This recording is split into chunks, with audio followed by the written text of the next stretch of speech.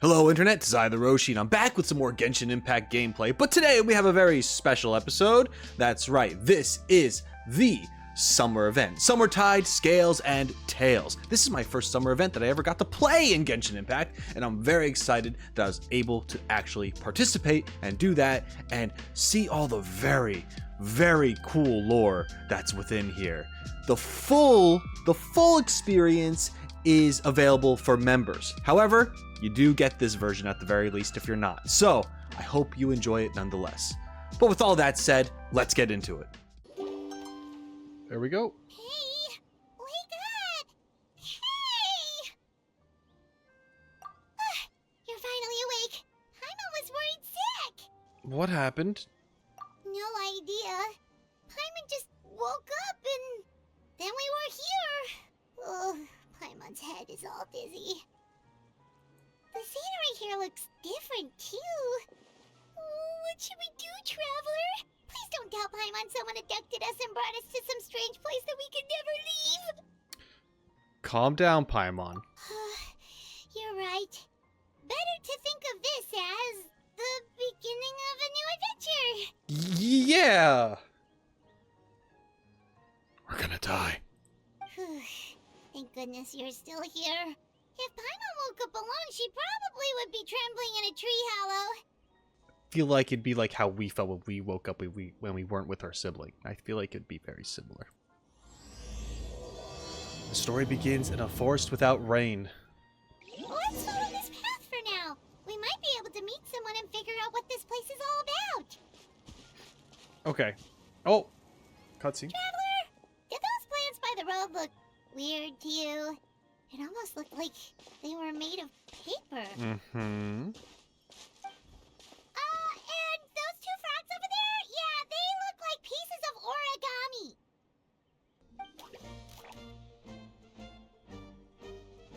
Oh, by the shade of a lotus leaf stream, don't tell me you forgot how to jump. I didn't forget, Firecracker. I'm just not sure if what I remember is correct. Next thing you know, you'll have forgotten how to sing, much less notate a score. You still remember why we call you Stream, don't you? Right. Yeah, because I've got a great singing voice. Although these days, name seems more ironic than anything. Not just a great voice, one that evokes the gentleness of early morning dewdrops flowing into a spring. So cheer up and make the jump over. If you're still unsure, just use that roll of magic thread. I won't laugh, I promise. Now, don't tell me you've forgotten how to use that as well. I feel like this is gonna be a thing that we're gonna have to use too. I haven't forgotten everything, Firecracker. Your name, for instance. It's kind of hard to forget that you're named after your fiery temper. Now do me a favor and pipe down for a second. I'll be right over.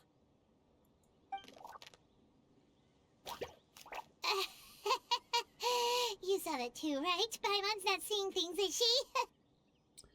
I saw some talking paper frogs. This place is getting more confusing by the second. Anyway, why don't we go after those two frogs? They didn't look evil or anything. Plus, they might be able to help us out. Okay, follow the paper frogs.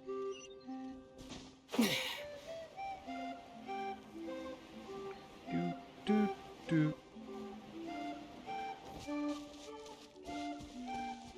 Hello? Little flying squirrel guy? I'll keep this close. Guess we're not catching up to those frogs. They were so fast. Paimon couldn't even tell where they hopped off to in the end. Excuse me, honored travelers. Did you come from the Cliff of Prophecy, perchance? The chubby paper hamster just talked. Yup. Chubby? Who are you calling chubby? I've just got a slightly thicker layer of paper on me, that's all. Allow me to introduce myself. My name is Armand, and I'm an elder of the Forest of Blessings. I've been waiting here for the hero of prophecy to arrive. Well, That's great. I'll go get him. Traveler, could you pinch Paimon just to make sure she's not still dreaming? I think I need pinching as well. Oh, pinching, you say? Well, I can help with that. Although you'll have to get a little closer. My arms are rather short. Don't touch me. That's alright. We just need a minute to collect ourselves. Okay, let's think things through.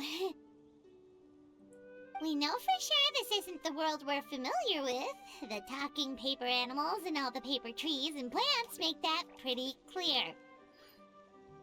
The hero from another world, supported by their companions, shall restore peace to the world.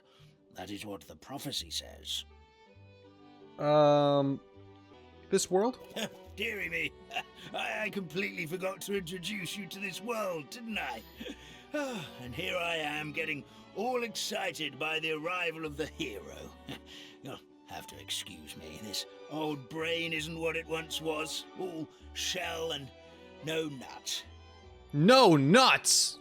Oh well, perhaps my once glossy paper has faded past the point of no return. It's okay, really. You can just tell us all about this world now. Let me think. Where should I even begin? Pretty much forgotten everything that happened in the past. Right.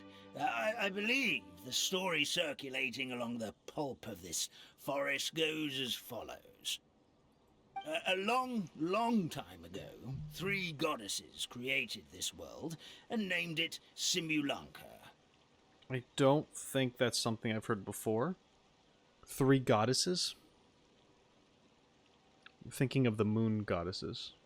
The goddess of creation, who presides over matter and magic, created the mountains and rivers and gave us life. Her powers also paved the way for Simulanka to exist in numerous worlds.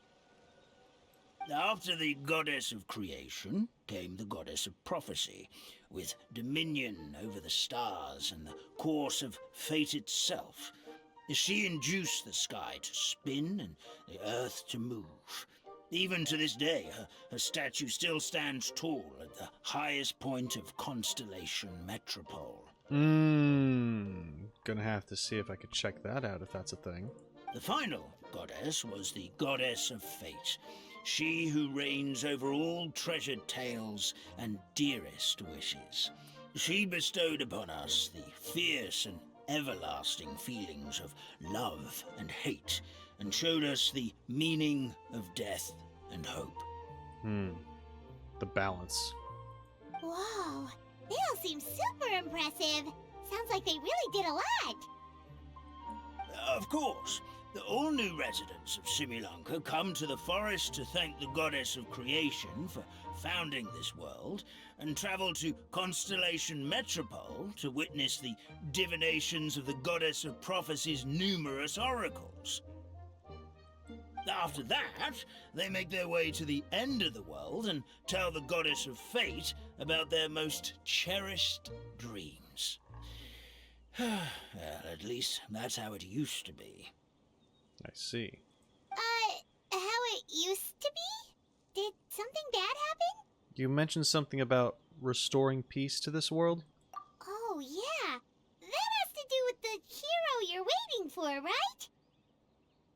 Yes, this old brain of mine may have forgotten many things, but I will never forget the day the evil dragon descended upon our forest. I imagine that's what the silhouette of the beast thing behind the castle was on the bookmark that we saw? It came down from the skies in an ominous black mist and ravaged our homeland. Its gigantic footprints can still be seen in the kingdom of breezes and bells. We're incredibly fortunate that no one was hurt. Sounds terrifying. The terror doesn't stop there, I'm afraid.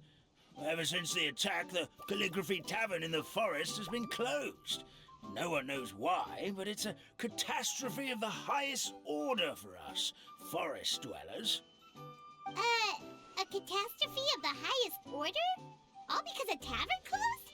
If we were talking about Mondstadt here, Paimon might understand, but is it really all that serious? Was that supposed to be a Diona joke? Diona reference? A catastrophe? Tavern being closed? Alright. Good. Goddess of creation above, we'd take even the greatest flood over the closure of the tavern. Wet paper will dry out with time. Fallen trees can be restored. But the Calligraphy Tavern is the only source of the magic tonic that sustains all creatures in the forest. Ah, so you're all druggies. Magic what? Or drunkards. Magic tonic. It was gifted to the forest by the goddess of creation herself. A special potion that helps us maintain our vitality. And what happens if you stop drinking it? I imagine you cease to exist. You just become normal paper. Well, our bodies will gradually crumple and become brittle until they eventually disintegrate entirely. Our colors will fade and we'll start to lose our memory until we can't even remember our own names. That would be pretty dark if there's a whole area that's like affected like this and it's just like almost like zombied paper beings. But wait, Grandpa Almond, does that mean you've already... Oh, I'm afraid so. The color has all but completely faded from my paper. To be honest, all I really remember is that I'm supposed to wait here for the hero of prophecy. But I've already forgotten who gave me that order to begin with. Ooh. Then we've got to act fast! How can we help? Oh, that's like...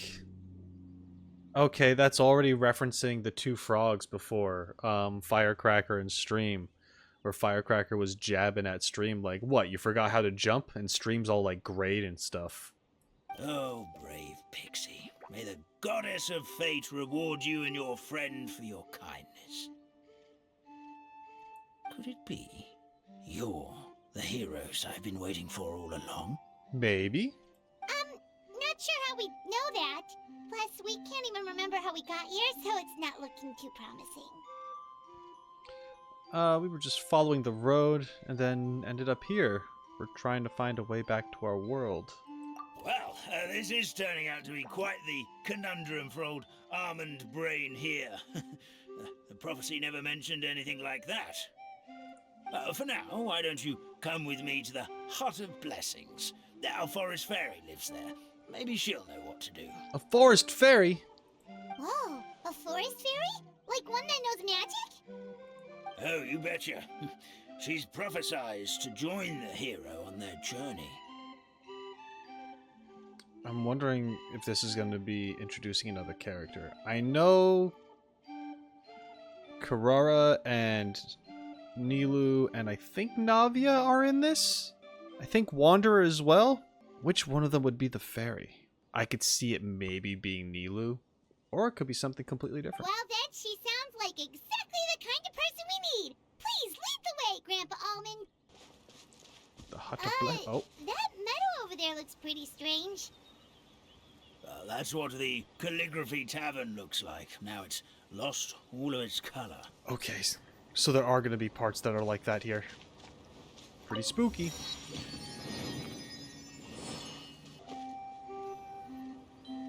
This is the place. If you could just wait a moment, the fairy should be... Traveler! Um? Paimon knows that voice! It is Nilu. So I guess this is my first time meeting Nilu, even though I'll meet her appropriately later on. I guess, whenever I make it to Sumeru, 20 years from now. It's really you! Aw. I'm so happy to see you! Lovely little art here. Yup. Same here. Sorry. Nilu.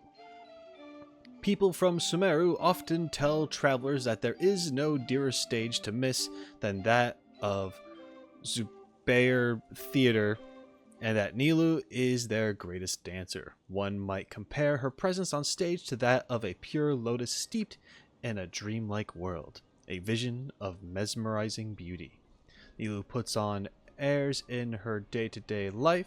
However, instead, she is a gentle yet passionate soul, innocent and good-hearted. As such, feel free to greet her if you meet her off stage. That would definitely make her very happy. So Okay. Nilu is the forest fairy? Well, you certainly look the part. Your outfit is lovely. I think your original is better, but this is still a good outfit. Thank you. To be honest, I'm still getting used to it. It's the weirdest thing. I remember I was reading a book at the Grand Bazaar, and then I guess I must have fallen asleep at some point because, well, then I woke up dressed like this. And in my dream, someone spoke to me. They said, "You are the fairy of the Forest of Blessings. Now go, save the forest with your magic." So we're all taking roles of sorts. She's the role of the fairy. We're the role of the hero. And then you have other characters which are going to be playing other roles within the book, I suppose? At first, I thought this whole world was just part of the dream, but no matter how hard I tried, I couldn't seem to wake up. I couldn't find anyone I knew from the real world either. Sounds similar to what happened with us. We also have no idea how we got here. Anyway, sorry for my reaction back there. I got a bit too excited when I saw you two. It's okay, we totally understand. We were looking for a way out too. At least we know we're not alone. Oh, blessed be the goddess of fate above. You're already friends with the fairy of the forest. Yeah! Grandpa Almond, thank you so much for bringing my friends here. Could you let the others know I'm coming? I'll head over right away. Of course, leave it to me. Hey ho, pistachio. Today truly is a blessed day. Hey ho, pistachio. That's lovely. Wow, Nilu. Looks like you made short work of getting to know the locals. Well, when I arrived here yesterday, Grandpa Almond told me all about the state of this world. Since they think of me as their forest fairy, I just felt like I had to try to help them. Oh, so you mean like using some kind of forest magic to repair the tavern? Unfortunately, I don't know how to use the magic of this world. I've tried using my vision, but it doesn't seem to work here. Oh, really? It might still work for us, though, considering we don't use a vision. If the books stored in this hut are anything to go by, this seems to be the place where the goddess of creation first made the townspeople of this forest. She folded the pages of books into small origami animals, gave them life with her magic, and with time, that's how the Forest of Blessings took shape. Maybe one of the books here could teach us how to use magic. I read them all, but only found one reference to magic. The incantation, abracadabra, means to create what I say. This is a world made up of words, where fantastical powers can be wielded by all. Okay, so basically everyone in this world can use magic? That's nice, but still kind of vague. I guess everyone is capable of doing magic, I suppose. Yeah, from the other books I read, it seems like this goddess really likes to play fast and loose with the details. So, what should we do now? Didn't you say you were going somewhere, Nilu? Oh, yes. I was going to help some of the other residents of the forest. They've been busy making preparations to reopen the tavern, so I thought I could help out. Got it! Guess we should just focus on what we can do for now. This whole thing is making me pretty nervous, actually. It's like I've been pushed on stage without being taught the choreography. You'll do fine. Since I'm already wearing the costume, though, I might as well try to play the part. It's what a professional dancer would do. And who knows? Maybe I'll find my own magic along the way. All I can do is try, right? She's got that positive mindset. At least you're optimistic. There we go. We'll be there to cheer you on too. Thank you. Then let's go.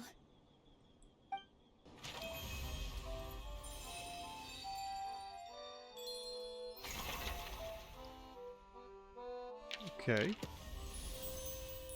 Alright, we're gonna go talk to the people.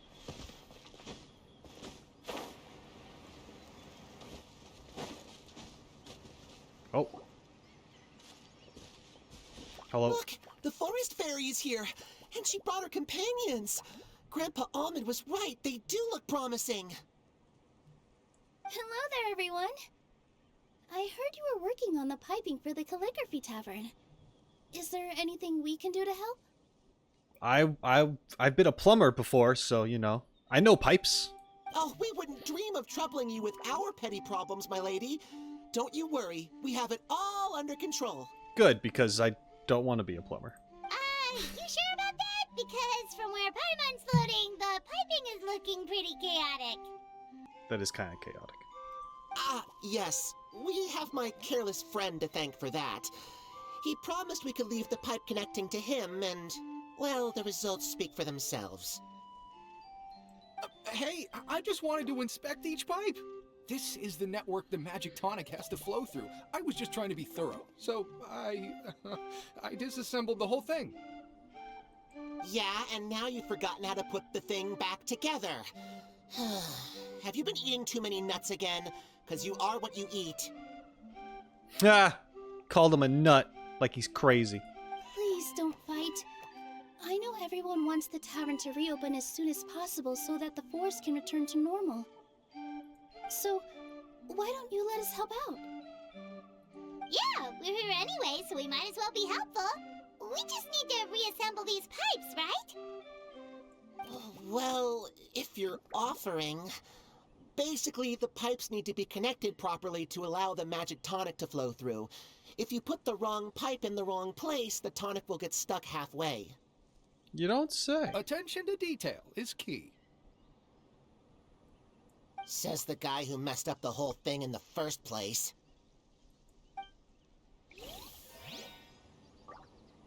Alright. I mean, these are easy enough.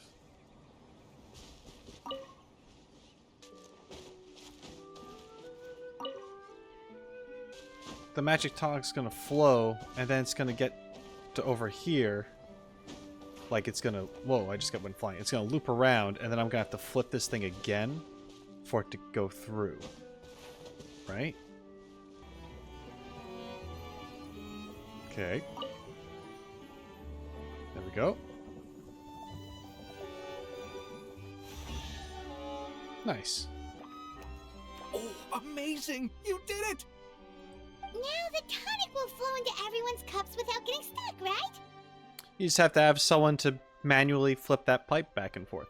Oh, gotta say though, Paimon is starting to get pretty curious about this magic tonic. Could she have a teeny tiny sip? Just a little taste, please? Paimon. It's not greed, it's curiosity. Mm-hmm. Well, if it's really just one sip, I guess that would be fine. Don't let her drink any magic juice, please, for the love of God. Just be careful. This is one of the last cups left in the entire forest.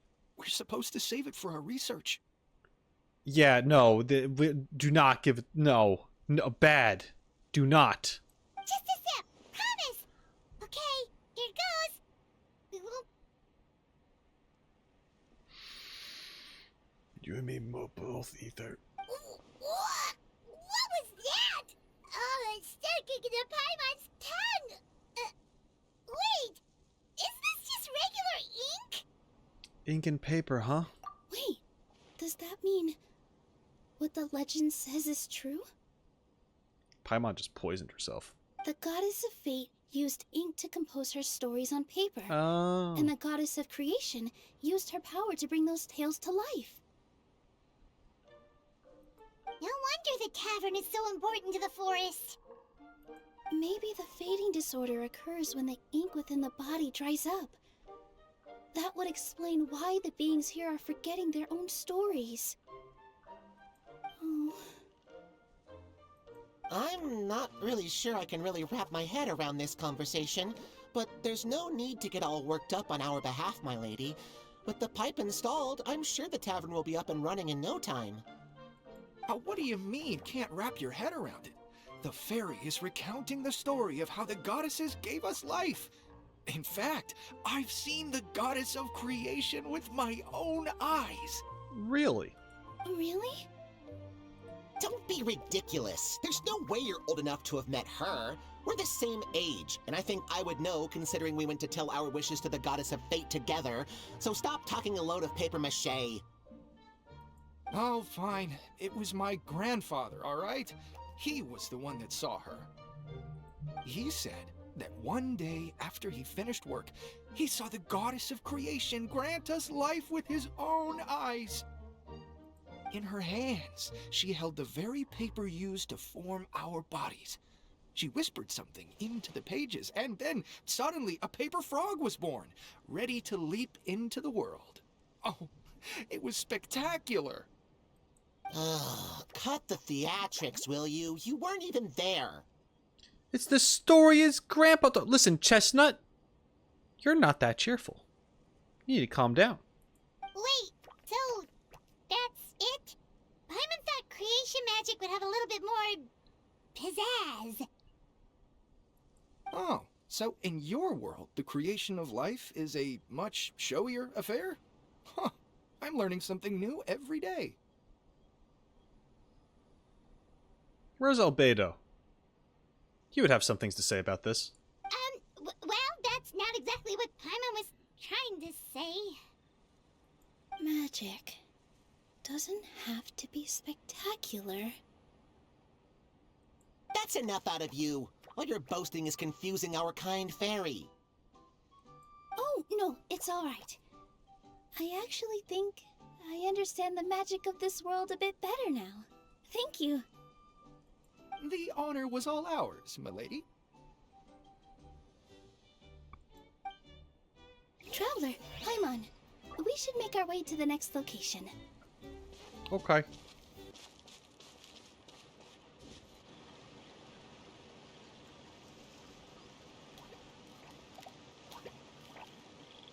Oh, Stream! Your rhythm is off again! At this rate, it doesn't even matter if the tavern reopens. The band's not even going to get any gigs! I'm sorry. Hello there. I hope we aren't interrupting your rehearsal. Wait, these are the two frogs we saw on the road a little while ago. Mm-hmm. Oh, the forest fairy is here! For the love of lotus leaves and dewdrop, Stream, you've really got to put in some effort now. But I... Oh, don't pressure yourselves on my account. Are you rehearsing for a show? Sure are. You see, our group regularly performs for guests at the tavern. We've been out of work for quite some time, with the closure and all, but after hearing of the fairy's arrival yesterday, we figured we needed to get in performance shape right away. I understand how you feel. Back at the Grand Bazaar, Zubair Theater's always busy with rehearsals too. The Grand Bazaar? Do people there sing on lotus leaves as well? Yeah, they do. And it's a really big one. You're the conductor of your group, aren't you? You remind me of Mr. Zubair. Ah, then he must be an ambitious director. One who would do anything to avoid disappointing a single member of the audience. It's just... Stream keeps fucking it up. I'm sorry, Stream. Is there anything we can do to help you, Mr. Stream? Oh, no. My problems are mine and mine alone. He needs some ink. It's just... After the tavern closed, I somehow forgot how to sing. I'm always a few beats behind everyone else, and keep singing out of key. You were our trump card, our best singer by a mile. I know, but... Frustrating. So he is a victim of the fading disorder too? Mm-hmm. Don't be sad, Mr. Stream. Whenever I've forgotten important dance steps in the past, my friends at the Grand Bazaar always stick by my side to encourage me. They smile and patiently tell me everything's going to be okay. Then they play the melody for me over and over until the steps finally come back to me. Now it's our turn to help you. We just need to help you remember how to sing, right? The Traveler's got a great sense of rhythm. We can help keep you in time. Yeah. Sure. I'm great when it comes to singing and rhythm and stuff. Well, what do you say, Stream? I think it's a great idea. Just focus on the lyrics, and the fairy's friends will help you stay on beat. Are you sure? This is really asking a lot. Don't worry about it, Mr. Stream. It'll all be worth it when the tavern reopens and we finally have the chance to hear your marvelous singing voice. All right, then. Thank you so much, everyone. I'll give it my best shot.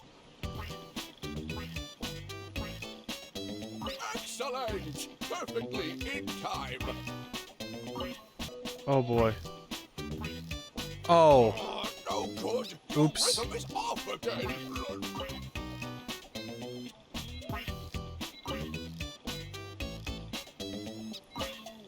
I don't know what I was supposed to do right there. And it was timed? I don't know. I have no idea what happened at the end right there. I'm getting the hang of it again. Yeah, you did great. Goddesses above. This better stick when it comes to the performance. Just do it exactly like how we rehearsed. Thank you, everyone. Thanks to you, my voice is once again as clear as a flowing stream. But we were just jumping. Glad to hear that you're feeling better, Mr. Stream. It's also about time for us to go to our next destination. I mean, I guess they were going like "Rah!" when they were jumping, but I mean... Mm-hmm. We'll be looking forward to your performance at the tavern. Yeah. We've got one final stop. Let's go. I've had to go there for a while, but I got distracted and ended up in a whole thing. It was a whole thing. Oh, it's Almond again. Oh, my dear Citrus. Please tell me you're joking. We can't have you out of commission with the tavern about to reopen. I'm sorry, Grandpa Almond. It's the truth. I was just too excited for the reopening and must have fallen asleep in an awkward position. Grandpa Almond, we're here to help. Oh, hazelnuts on high. You could not have come at a better time. Please allow me to introduce you. This is the bartender of the Calligraphy Tavern, Miss Citrus. She's so tall. Miss Citrus is supposed to add all kinds of delicious fruits to the magic tonic. Her additions are what turn it into the finest brew in the land. She's indispensable to the operation of the tavern. I appreciate the kind words, Grandpa Almond, but... my neck. Are you all right? We need to do some cryopractin over here. Terrible timing. Getting a kink in my neck at a time like this? Could you give my tail a little twist? That should help free up the movement in my neck. I would do it myself, but I can't reach my own, and Grandpa Almond is too old and as light as a feather. All right. The neck and tail are connected? Technically, yeah, it's a spine. It's like this. It makes sense. Of course they're connected. Just like how you can't have a rainbow without rain. Anyway, you just need to position me at the right height to pick the fruits. And then put them in the barrel over there. Okay.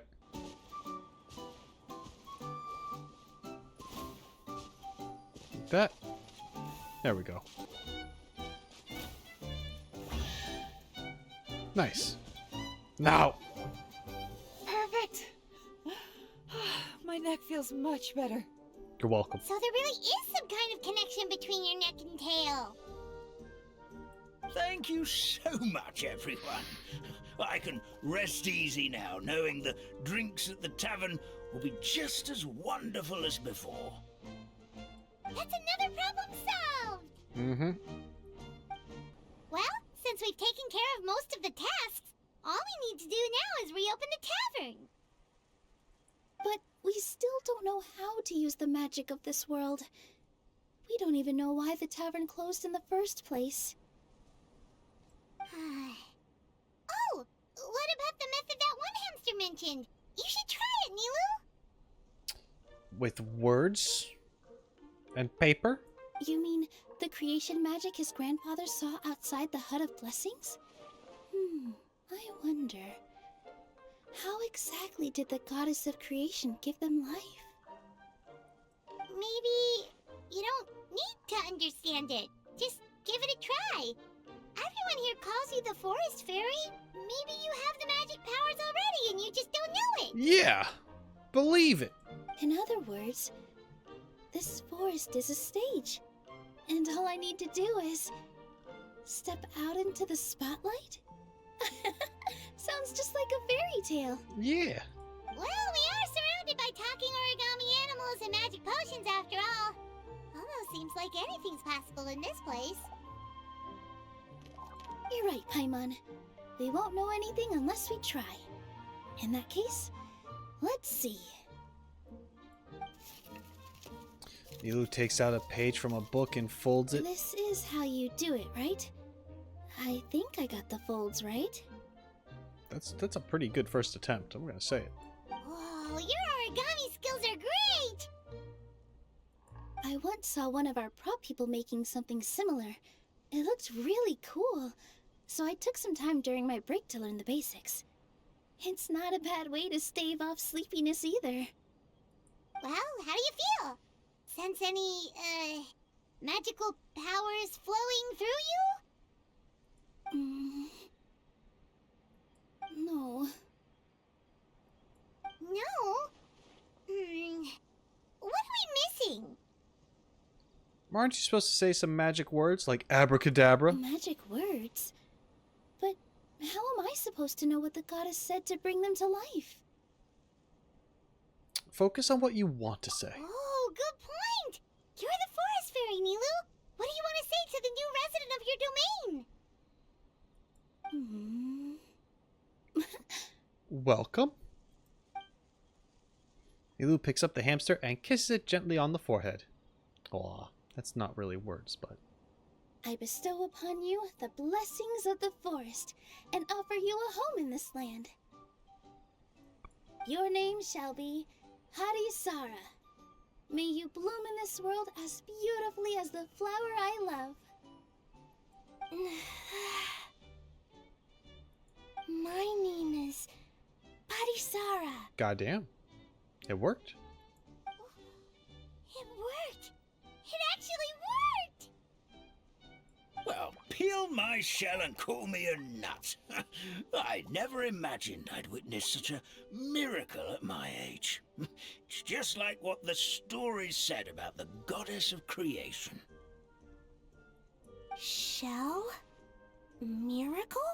Don't think about it too hard. You're gonna have like a crisis if you do. Nice to meet you, Hadisara.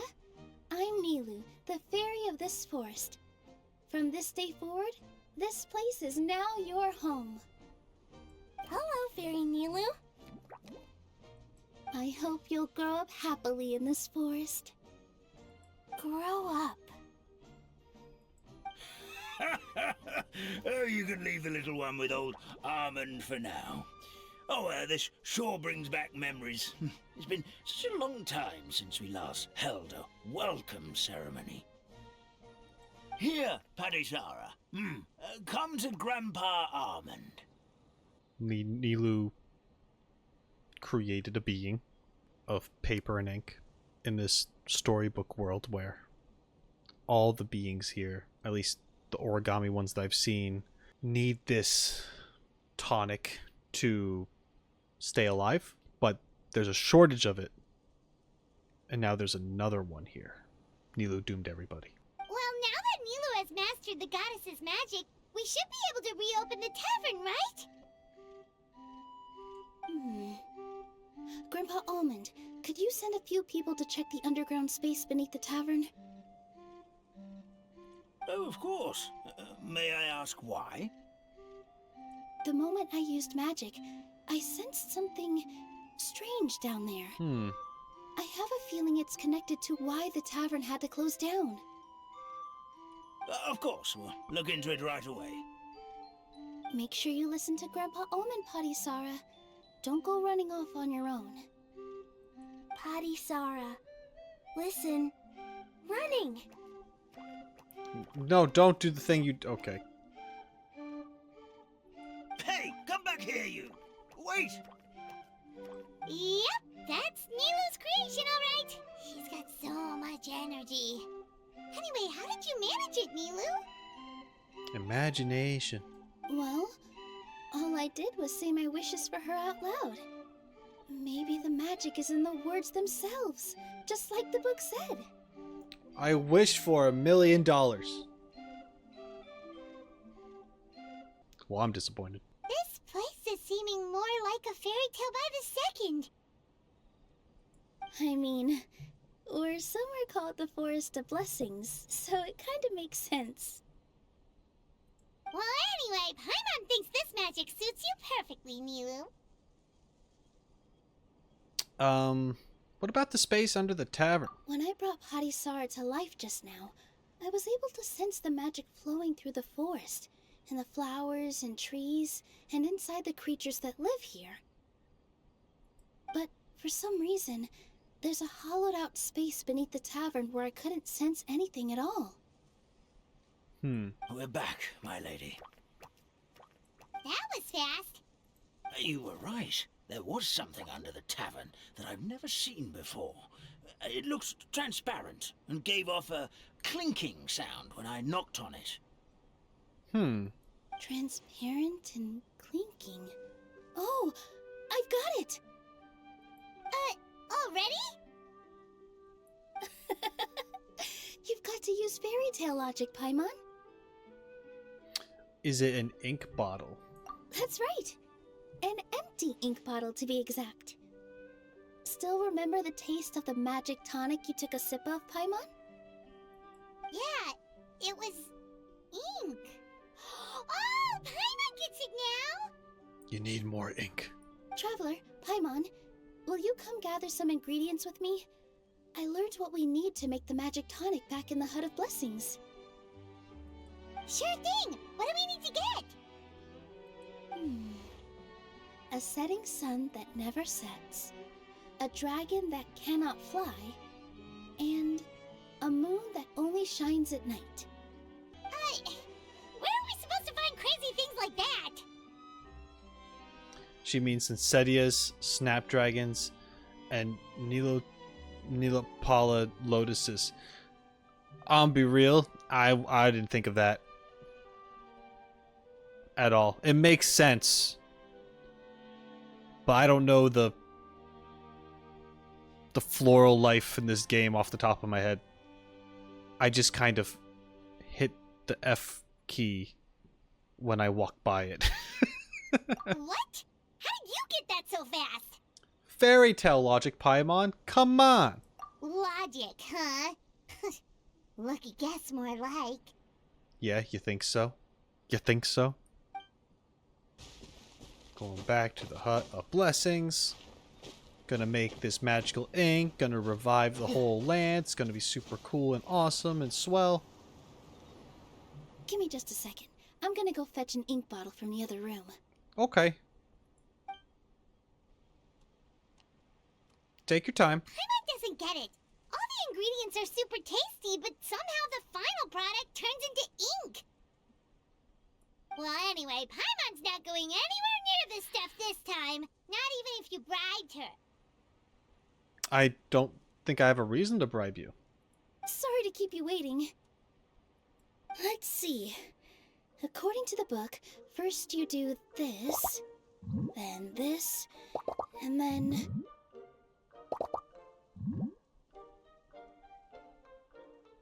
It's done! Yay.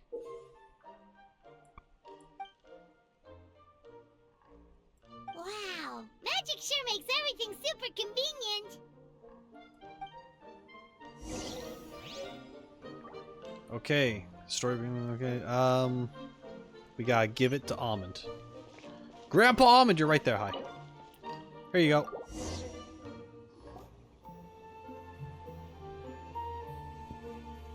Hey, he's got Yes, color. this is it. This is exactly the magic tonic we need. Grandpa Almond, could you take the concoction to the room underneath the tavern and place it next to the transparent bottle you found? I'll handle the rest. Of course, as you command, so it shall be done.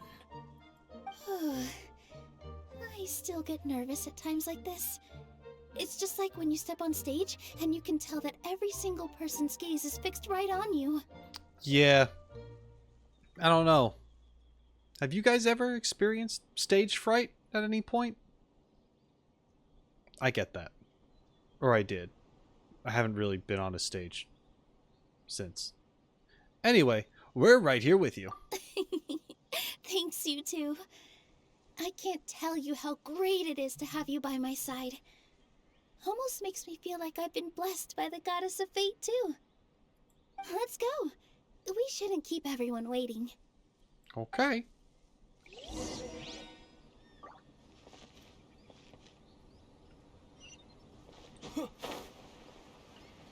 She's gonna revive this whole place, I imagine. Whoa.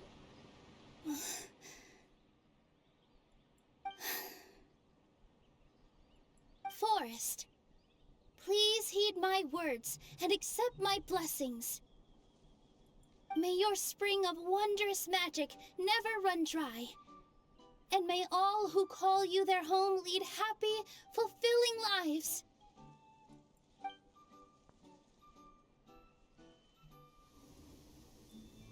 Okay.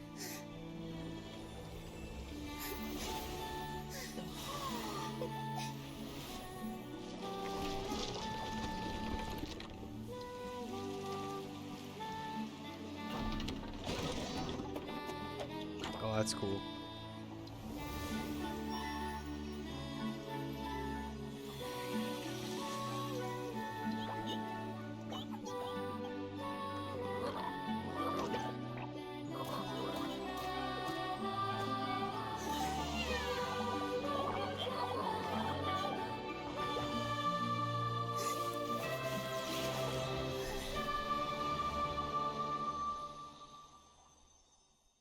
Nice. It's been revived. Fairy Milu is amazing.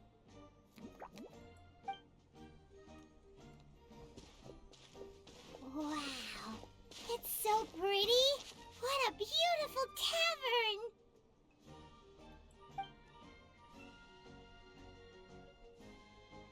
It matches the scenery of the forest perfectly. I was so surprised when it suddenly opened up like that. Just like a pop-up book. I remember now. I remember everything. It was me. I was the one who went to the top of Constellation Metropole and witnessed the goddess's prophecy. The hero who shall save this world will descend upon the cliff of prophecy.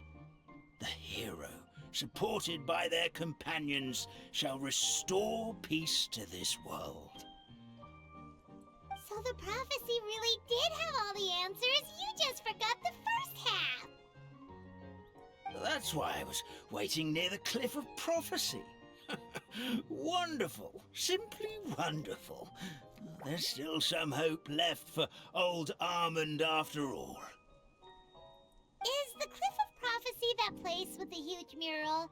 'Cause that is where we woke up, but we don't remember anything about how we got there.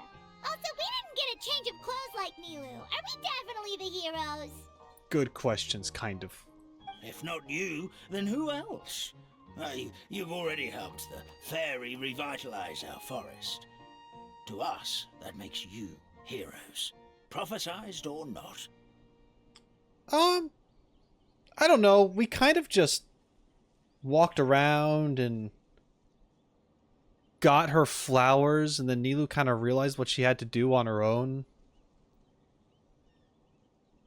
I think Nilu's the hero. I think we were just kind of hanging out, talking it out with her.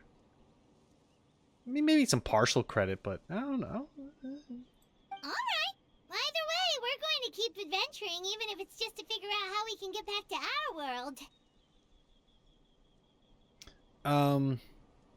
We can also help resolve any crises along the way. Yep, that's exactly right. Helping people we meet on the road is kind of our thing. Mm-hmm. As expected, the words of the goddess of prophecy always come true.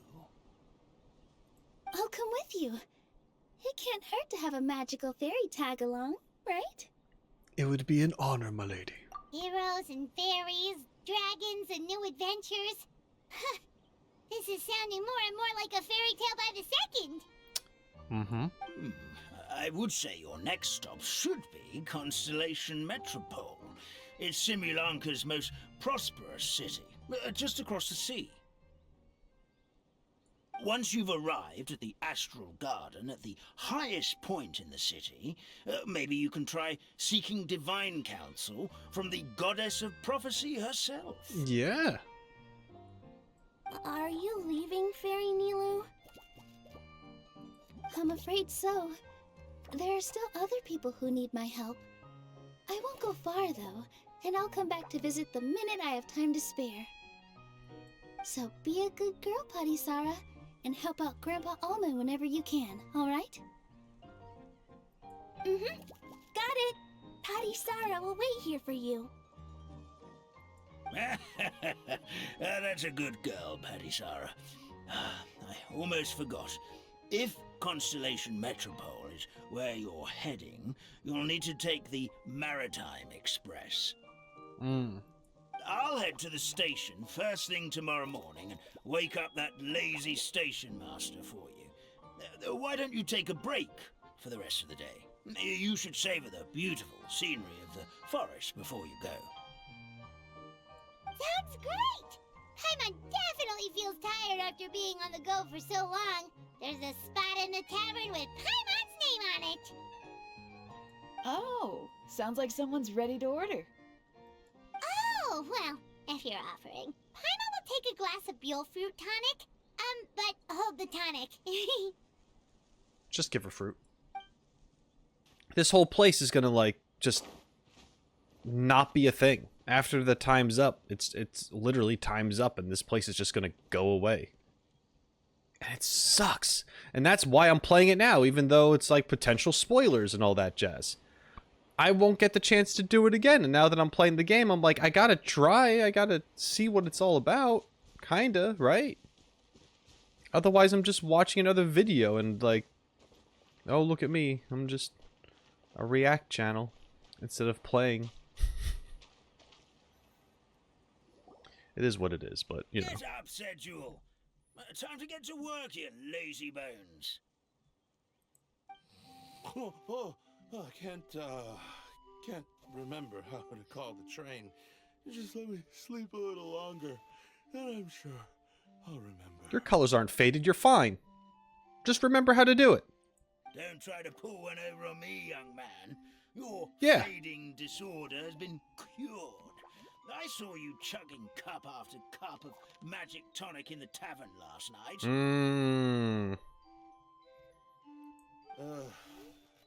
You must be mistaken, Grandpa Almond.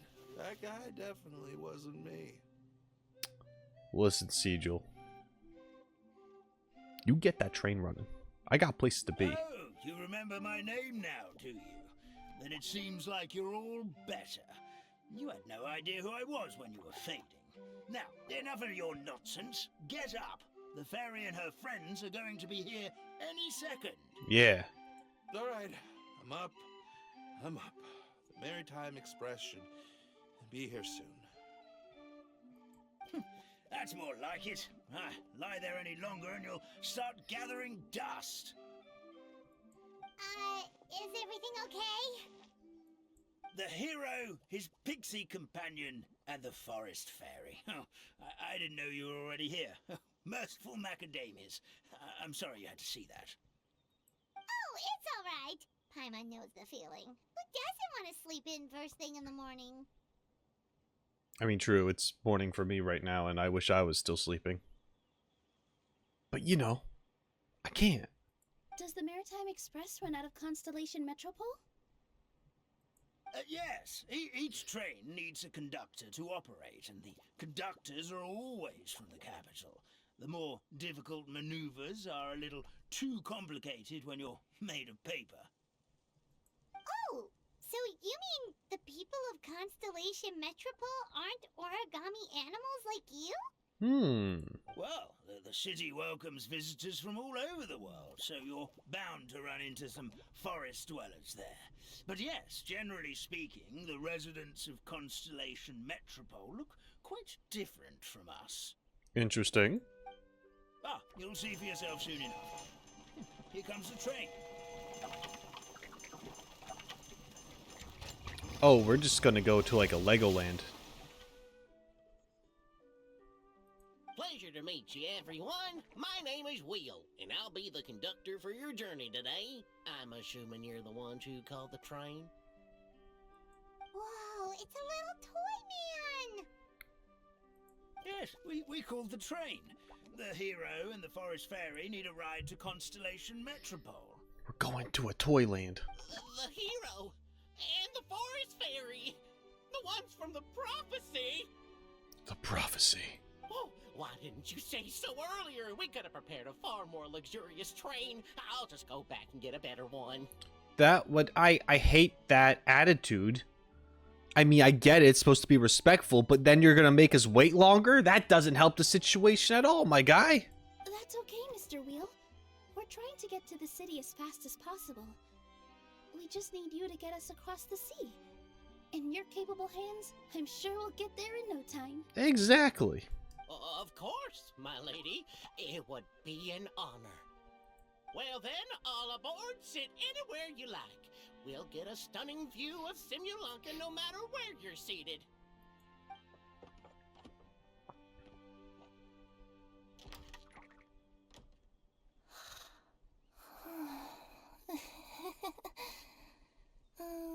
Breakfast.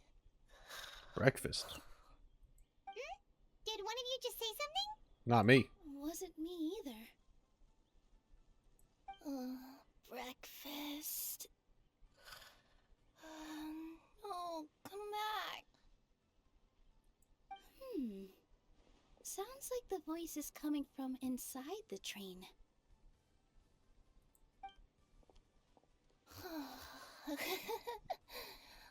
Fish. Chicken drumsticks. Oh, gotcha. It's Kirara. What's Kirara doing here? That's a cute picture. Eating her own tail, apparently.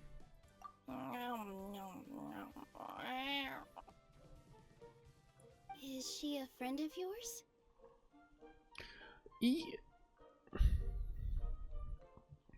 Technically met her in a different event. Oh, let Paimon introduce you. This is Kirara. She's... Oh, wait. Actually, maybe we should wake her up first. So noisy. Is it morning already? Oh, I don't want to say it.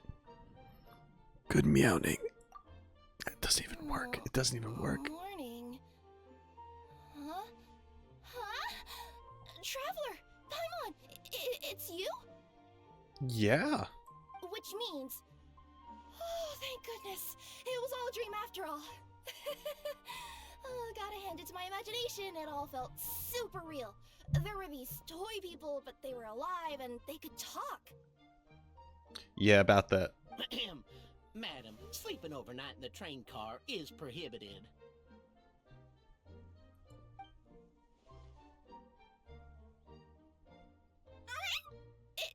It wasn't just a dream? It's alright, Kirara. Apparently we're in a world called Simulanka. We got here yesterday, too. Simulanka? So, that's what it's called. I spent all day yesterday wandering around this one city. The toy people called it Constellation Metropole. I was trying to find a way to get back home. I was seriously starting to think I'd gotten on the bad side of some great yokai and gotten solid whole. I hate when that happens. I take it you're Inazuman then, Miss Kirara? She sure is. But, Kirara here is kinda special. Let Paimon introduce you for real this time. Kirara is a Nekomata from Inazuma. She works as a courier for Komanie Express. Nice to meet you. I'm Nilu, a member of Zubair Theater. You can usually find us performing in Sumeru City's Grand Bazaar. Right now, though, I suppose I should introduce myself as the Fairy of the Forest of Blessings. Oh, you're Nilu! I've heard a lot about you from my deliveries in Sumeru. I even saw one of your performances back in the day. You're an amazing dancer. But, did you say you were a forest fairy? You know, people have titles. Oh, yeah, that's her new identity here in Simulanka. Oh, speaking of new identities, looks like you got a new outfit yourself, Kirara! Yeah, I know! It confused the heck out of me yesterday. I just woke up in a set of brand new clothes I'd never seen before. That must mean you have a big part to play here, too!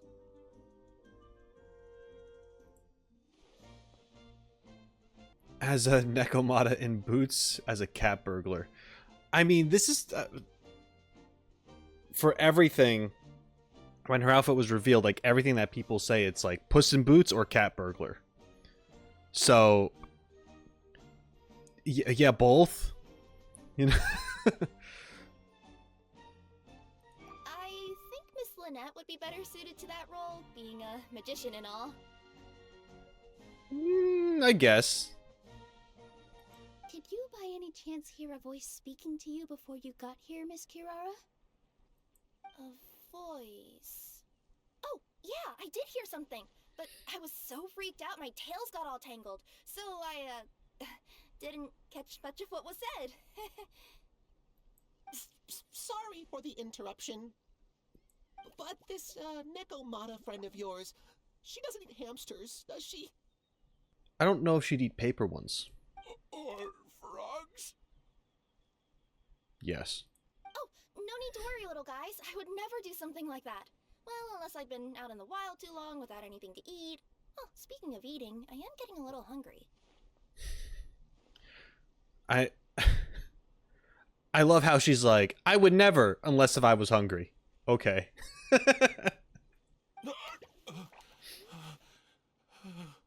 Why are you worried? You're an alpaca. Where are your manners, everyone? This young lady is a trusted friend of our esteemed hero. I guess an alpaca could be eaten if she was like big cat creature, so yeah. Now, I know a fear of felines is etched into us with ink, but I'm certain Miss Nekomata in boots here means us no harm.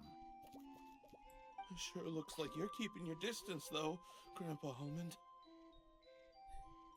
You all have nothing to fear, I promise. I met some origami animals in Constellation Metropole yesterday, and I even made sure to retract my claws so I didn't hurt them by accident. Plus, you all look just about as tasty as the cardboard boxes I deliver. Not that I tried to eat you even if you did look tasty, promise. She's lying. Please excuse us, Mom. It's just an unconscious reaction. Dear passengers, it's almost time for us to depart. Oh, yeah, that. Whoops. This turned into a pretty long conversation, didn't it? Alright, let's get on the train! You coming with us, Kirara? Mm-hmm. I'll ride with you to the next stop. There's a place near the Metropole that caught my eye yesterday, so I want to go explore it today.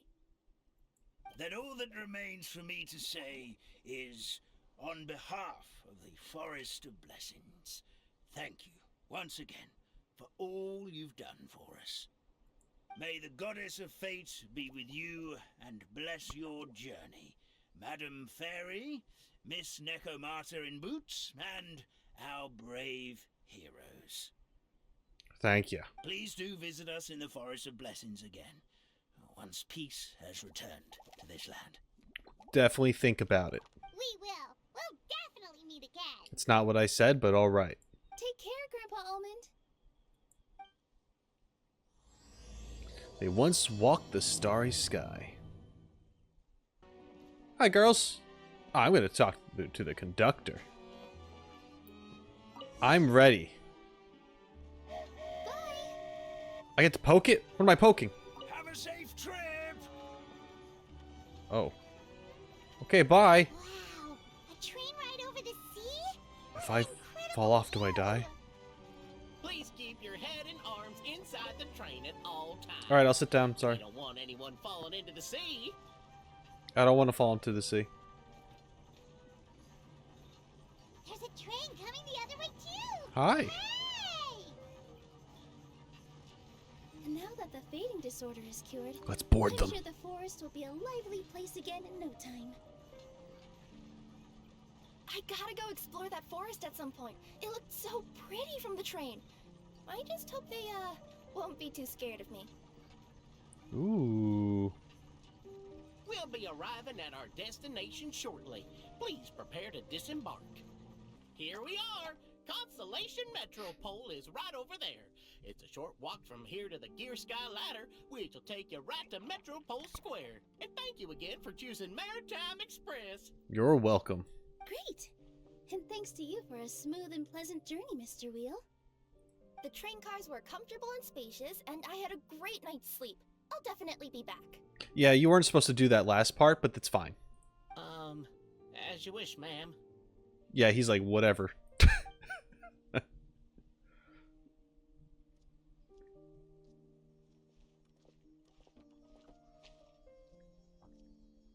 should we go next? Is that place you wanted to check out nearby? Mm-hmm. I took a walk around yesterday, and it felt like there was something weird about it. So, I think I'll indulge my curiosity and go investigate. Want us to come with you? It's okay. You guys go ahead and visit the Metropole for now. Hopefully, that's where you'll be able to find out some more about this world. I pretty much explored the whole place from the rooftops yesterday, but for some reason, this is the place that caught my attention. You know what I mean, right? Like, when you get a stone stuck in your claw or something, it keeps nagging at you to dig it out, but you can't focus on anything else until you do. I understand the feeling. Don't worry, if you run into any trouble, I'll be there faster than you can say gold level courier of the Comania Express. I don't want to say that. Okay, fair enough. We'll head to the Metropole then. Guess this is where we say bye for now. Stay safe, Karara. Mm-hmm. Don't worry about me. Let's not forget, I'm a yokai. It's true. Help me! Help! Oh, goddess of prophecy above. Would you kind souls please help us? What happened here? Why are you all suspended in midair? I mean, being stuck in midair still beats falling to the ground and being smashed into a pile of blocks, but... I told him to be careful, but... No. Never mind. Now's not the time for that. Okay. My good friends, could I trouble you to turn the clockwork key over there? I'll explain everything in a bit. Okay. Yeah, why? He jumped backwards. Like a fool.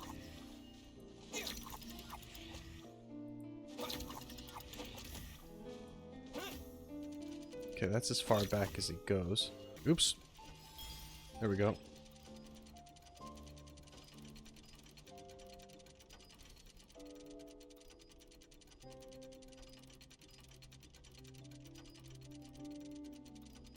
There we go. Oh, thank you. Oh, thank you. You're welcome, Blue Sure. What happened there? It almost seemed like we turned back time. We did. I take it this is your first time witnessing the power of the goddess of prophecy, then? If so, I can see why you might think that. Basically, this is a gift bestowed upon Constellation Metropole by the Goddess of Prophecy, who rules over the natural course of all things. It helps those who have deviated from their proper path to get back on track. Proper path? Do you mean everything that happens in the Metropole has been planned out since the very beginning? Why are you saying that as if it's a bad thing? You're not explaining it clearly. Here, allow me. Of course, all the residents of the Metropole have the freedom to live their own lives. For instance, whether I use olive oil or sesame oil in my morning skincare routine is entirely my choice. Why are you putting your blocky form with oil? That's gross. But whenever something disastrous is about to happen, like when I almost got turned into a pile of rubble just now, the goddess's magic will activate in the world around us. So, in other words, it's kind of protection magic? To keep people alive? You could say that. There are other situations in which it activates too, but that's basically correct. Well, in any case, we're glad no one's hurt. Are you heading to the Constellation Metropole? Yep. Do you know where we can find the Gear Sky Ladder? Oh, it's just that platform up ahead. The one with the key sticking out. That thing? Are you sure? No, Paimon. He doesn't live here. He doesn't know. Yep, that's the one. Pretty much everything in the Metropole runs on tracks and gears. The Goddess of Prophecy watches over it all. Which is to say, all the tracks are fixed. If a machine is set up to move forwards, it'll never move in reverse. This reminds Paimon a lot of Fontaine's clockwork toys. I don't know about that, but I kind of know about that. You know what I mean? Like, I know there's clockwork stuff, so I guess there's clockwork puzzles. You mean like those music boxes with dancing figures? I think I've seen one or two from the merchants in Sumeru. Yeah, exactly like that. Anyway, sounds like it's not gonna suddenly fall out of the sky, so Paimon's okay now. Should we get going? Well, if that were the case, we would be time stopped, supposedly. Although we're not from here, so maybe it wouldn't affect us that much, but I don't know. When they said how the Goddess of Prophecy would essentially stop things from going off course, and Nilu's reaction, I essentially was on the same mind level as Nilu there, being like, oh, so you all have a determined fate and there is no free will. However, it does seem like it's more of a protective thing. So there is free will, but not if it's self-destructing, I guess. I could see some things already, possibly symbolizing things that have happened, or maybe things that will happen in Natlin, like these themes. Oh, what a bustling city! This place is fit for a king! Okay, it wasn't as big as a WoW that I thought it was going to be. Our next step is to get to the top of the Metropole and ask the Goddess of Prophecy for guidance. If there is a king in that castle, I sure hope he won't get mad at us for trespassing.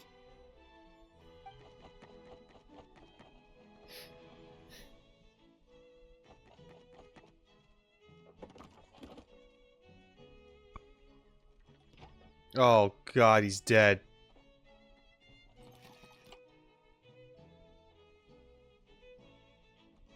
He's fine. Make way for the king!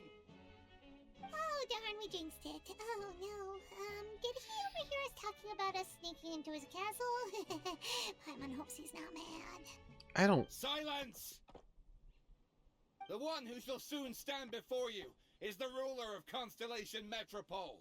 The one who descended after a meteor shower, and the protector of order, and all the stars in the sky. I don't think we snuck into the place, is what I'm That's saying. a long list of titles. It's kind of obvious. I bid ye welcome, guests from afar.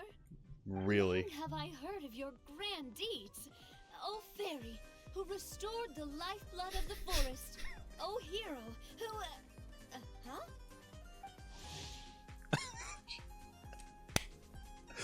mustache is amazing. Oh my god, okay. Navia, we're meeting Navia now. A beautiful young woman with a head of dazzling golden curls and fashionably elegant dress.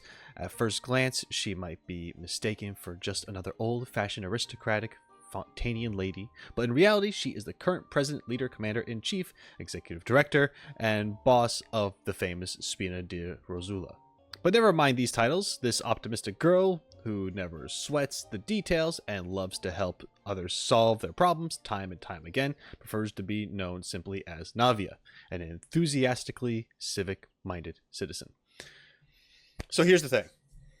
I don't know Navia's story, right? Of course, I don't know any of these characters' stories. I've just speculated stuff, for the most part. I guess what I'm saying is, don't worry about it. It'll be fine. Everything's going to be fine. I'm also saying this to myself. Hold your foul tongue!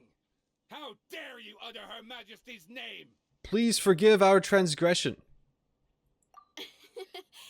Nice one, partner. Spectacular improvisation skills. I'd expect no less from you. All right. You can relax now. Allow me to make some introductions.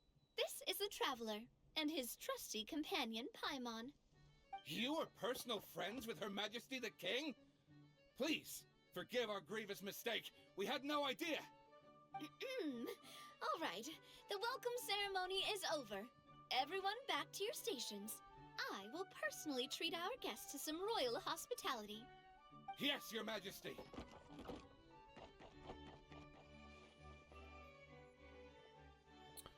Your Majesty, we are most grateful for you. Oh, come on, I've already sent them off. So, anyway, how did you guys get here? We woke up. I can ask you the same thing. Also, how are you already king of this nation? And where did you get a crown? Oh, wait, don't say it. You just woke up like this, right? Sounds like you've answered your own question. But before I woke up, I heard a voice say to me, "You are the king of Constellation Metropole. Now go forth and save your city." A similar thing happened to me. Oh, yeah, sorry. You must be the fairy of the Forest of Blessings, right? This is Nilu, a friend that we made during our time in Sumeru. Nice to meet you, Miss Nilu. I'm Navia, the president of Spina di Rosula. If you ever get the chance to go to Fontaine, make sure you come and visit me. I'm based in Poisson. Seems like you're taking this all in stride. Aren't you nervous about getting stuck here and never being able to get back home? Why would I be worried about that? We've faced much bigger problems than this before, and we always pull through. This should be a piece of cake. Besides, life's always full of surprises. You gotta learn to just enjoy it. That sounds like a great outlook on life. You have a very optimistic spirit. Thanks, I'll take that. Honestly, though, it also puts me at ease to find out that you guys are the fairy and heroes that I've been hearing about in this prophecy. We're kind of veterans at dealing with prophecies by now, aren't we? About that, has anything bad happened in the Metropole? We heard about an evil dragon. Did it make a mess here too? It sure did. Apparently, for whatever reason, he went for the stars above the city recently. Literally just flew up and started snatching them out of the sky. Luckily, the guards responded quickly and stopped the dragon from taking them back to his lair. Unfortunately, though, he dropped them before he flew off. Now they're scattered all around the Metropole. I've been out trying to retrieve them, but I only managed to get one of them before you showed up. Oh, I didn't ask yet. What brings you to the Metropole anyway? You know, stuff. Oh, Paimon can explain.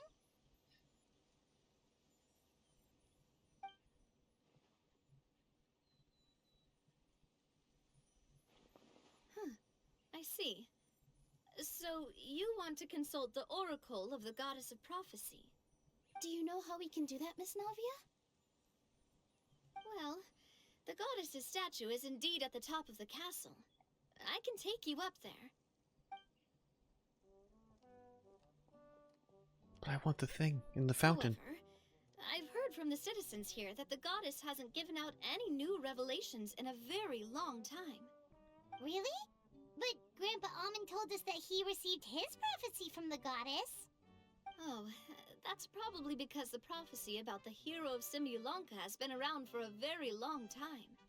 But recently, people realized that the goddess didn't reveal anything about what's supposed to happen after peace has been restored.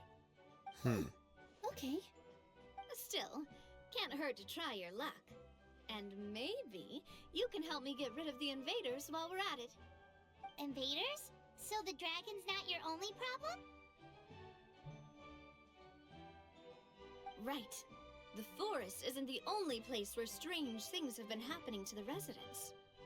Have you come across the gift from the goddess of prophecy yet? You mean the protection magic that stops them from coming to harm? We saw it in action. Yep, that's the one.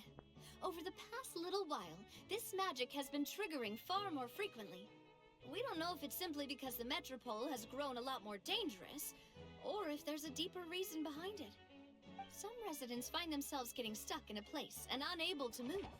Others start repeating the same thing over and over again, like they're trapped in some kind of loop.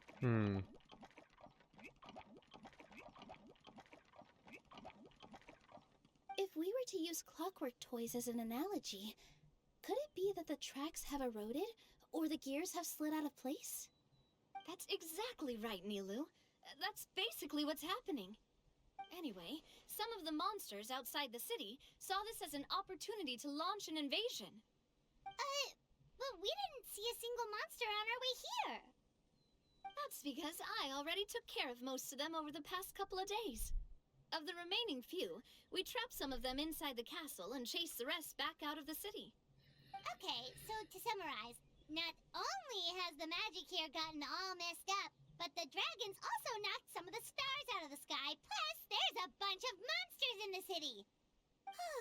Sounds like there's a lot more to fix here than in the Forest of Blessings. Well, defeating the dragon and the monsters should be straightforward enough. But how do we fix the magic? Supposedly, the goddess has had it all planned out for ages. One of her oldest prophecies says this: "Go and push the gear that connects up to the starry sky. When that time comes, I shall dance and return the tracks beneath my people's feet back to the stars in the sky." Huh? But weren't the tracks the gift that she gave to her people in the first place? Does that mean she plans to take the gift back? That's what the prophecy seems to be saying, yes. So, as a result, some people are against turning the gear, despite what the prophecy says, since they fear a future where they no longer enjoy the goddess's protection. But letting this drag on isn't the answer either, is it? No, and I think they know that. But they're just too afraid to take that final, terrifying step. They're still hoping there might be an alternative solution. Now, we could ignore their objections and go turn the gear ourselves, but... Okay, a lot just happened here. A few things. I like the mention of Navia mentioning the prophecy, right? Not the first time we've dealt with a prophecy, referring to the events that happened in Fontaine. That was very much talking about the prophecy this, the prophecy that. So, yeah, very cool. We're going into Natlan soon. And I recently, at this point in time, I recently watched the Natlan preview teaser, Little Buddy. And when I analyzed that, I went on and on about how there's this this tech feeling, this magical tech feeling and everything, and it's becoming more and more apparent. Where, you know, especially when it comes to the land and the world itself, and how that is tied to Dendro, because Dendro is nature and Dendro is wisdom, but wisdom isn't used in this case. Wisdom does not equal technology, right? Wisdom is being aware of your surroundings and knowing how the world works, the truth of the world. So that's not why a character that has Dendro has this glitchy stuff because of technology. It's not that. It's because they're actually using like the true essence of the world. There's those who just have the nature aspect, who see it for like what it is around them, and then there's those who use like the more like actual foundation of what makes it, that like uses the ones and zeros that make the freaking flower. You know what I mean? Going with the theory that this is all just a program, some kind of simulation of some kind. That things don't always appear as they seem, and that there's glitches within the system, right? These are some big glitches in a system right now, where you have things going off track, off the rails, and like time getting a little wonky and stuff. But still, like this goddess has something in place where you can correct these problems, these variables. And because Natlin is showing a lot more of its world and more of this, like, I don't know, I feel like these are just kind of like, it's almost like revealing the slip-ups, revealing these things, and then it's talking about the stars. And we know, and like, you know, we have our theories about the sky and just all sorts of stuff. It's just kind of like, this part is just showing how things are fabricated and not as they seem, and I feel like that's going to be a big thing in Natlin's story.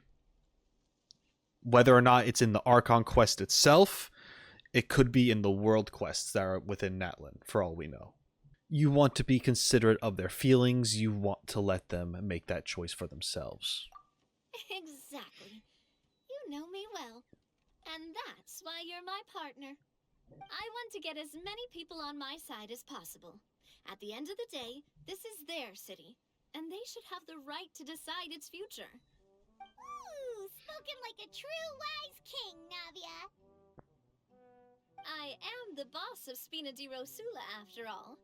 This may be my first time as a king, but there are a few similarities between the two roles. Traveler, Paimon, Miss Nilu, would you be willing to lend me your support? Of course. With your help, I'm confident we'll be able to find the most frictionless way to resolve the problems plaguing this city. Sure thing, boss. Thanks, partner. Seriously, like we'd ever say no. We're your friends. No need to ask us so formally in the future. I'm happy to help too. This is a beautiful city, and just like the Forest of Blessings, I would love to see it return to normal as soon as possible. Great. As the king of Constellation Metropole, I extend to you my gratitude. All right, everyone, follow me. I'll show you the way to the goddess statue at the top of the Metropole. And stay close. You don't want to get lost in my castle. It's huge. Okay. Huh? What's this? One of the stars. Wait. This looks like the star I found earlier. I told the guards to place it near the goddess statue. Maybe they ran into some trouble up there. Guess we'd better hurry. Okay. Oh my god, they're dead. I'm getting out of here. No, okay. It's a trap.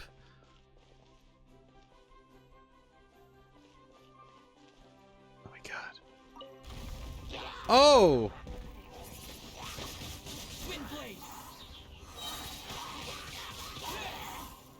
With the wind! Ugh. I win. What are Hilichurls doing here? The monsters are inside. What happened?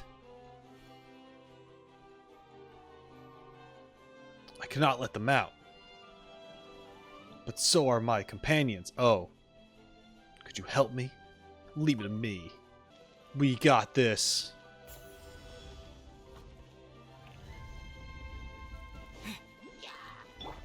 Og! To ashes! Everyone dies. Oh.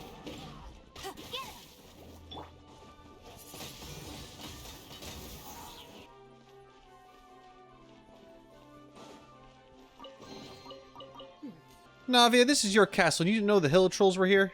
What the heck? 2 people ran in. Okay. They have a star with them too. Why would they run in with the star? There are too many monsters. Leave it to me. I got this. Defend the stars. Alright. Okay. Alright, we got this. We got this.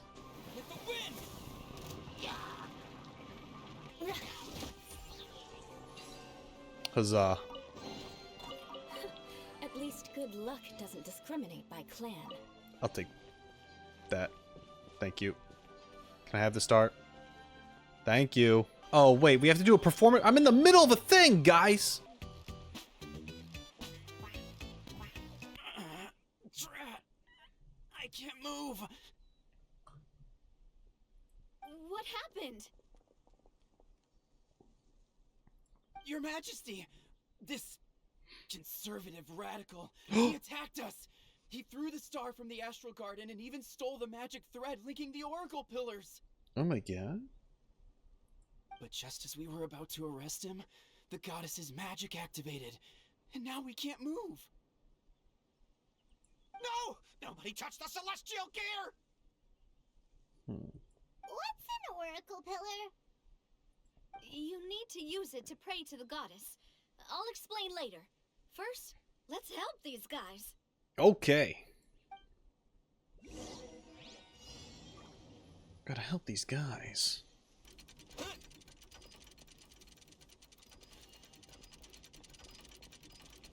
Okay.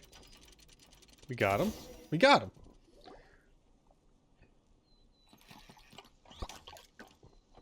Hey, he's getting away! Kill him. Halt! It's okay. Let him go. But, Your Majesty! Even if we catch up to him now, we won't be able to change his mind, much less quell the fear that many others like him are feeling. All it would do is turn him further against us. Okay. But we can at least question him to find out the motives as to why. Understood, Your Majesty. Also, this is the magic thread he was holding from the Oracle Pillars. Your Majesty, what should we... Please give that to the traveler over there. I believe they have some questions for the goddess. Yes. Yes, Your Majesty. I've got a question. Like, what's up? So, what do we do with this exactly? See those oracle pillars over there? Just use the magic thread to connect them together in a specific pattern, and the goddess of prophecy will answer your prayers. Okay. Oh, sounds easy enough. Let's give it a try.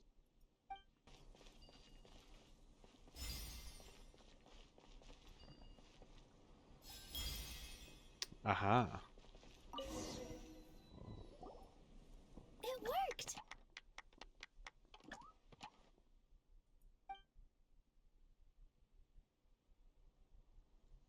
Statue of the Goddess of Prophecy. To which course of fate do you seek answers, my child of Simulanka? How do I leave this world? You did not like that. Okay. How to defeat the dragon? The hero from another world, supported by their companions, shall restore peace to this world. And that's how I leave the world, I imagine. I just, yeah. Okay.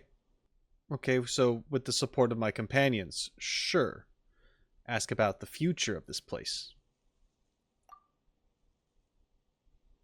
Got it.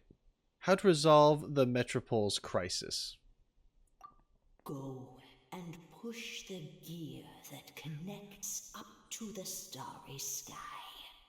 When that time comes, I shall dance and return the tracks beneath my people's feet back to the stars in the sky. Mm-hmm. I don't think you have all the answers. I have no more questions. So, Miss Navia was right. The goddess of prophecy didn't tell us anything about the future. doesn't sound like too much of a prophecy to me. Fair enough. Guess we'll just have to play it by ear. But I suppose we can't ask for the future if we don't know which action that we take, because she's saying, pull the lever that connects to the starry sky and the tracks beneath my people's feet will leave and all that jazz, and, you know, with freedom, all that stuff.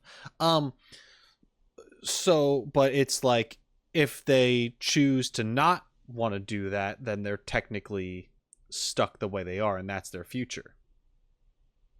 But if we do it, then it's what she says for us to do, and that would, I guess it's just because no one is certain, even though we're obviously going to connect the thing. If we want to push the celestial gear, Then first, we have to restore the sky back to its original state by putting the stars back in their positions. But it looks like we haven't recovered all the lost stars yet. we got like some of them. Well, at least we know what we're looking for now. We just need to keep going. That said, the metropole is huge. Where do we even start? Oh, that's the easy part.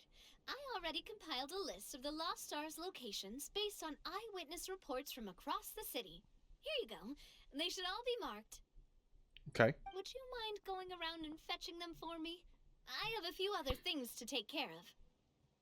Sure. You got it. We'll be back in no time. Yeah, easy. Oh, awesome. In that case, meet me back here once you've found them all. Okay.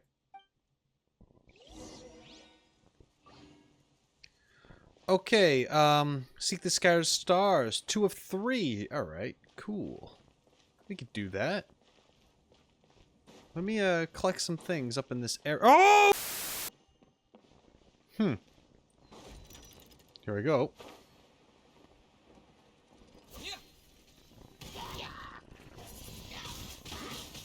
Rack and ruin.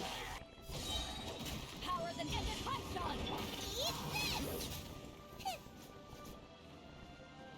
Where'd he go? Is he dead? I didn't even notice.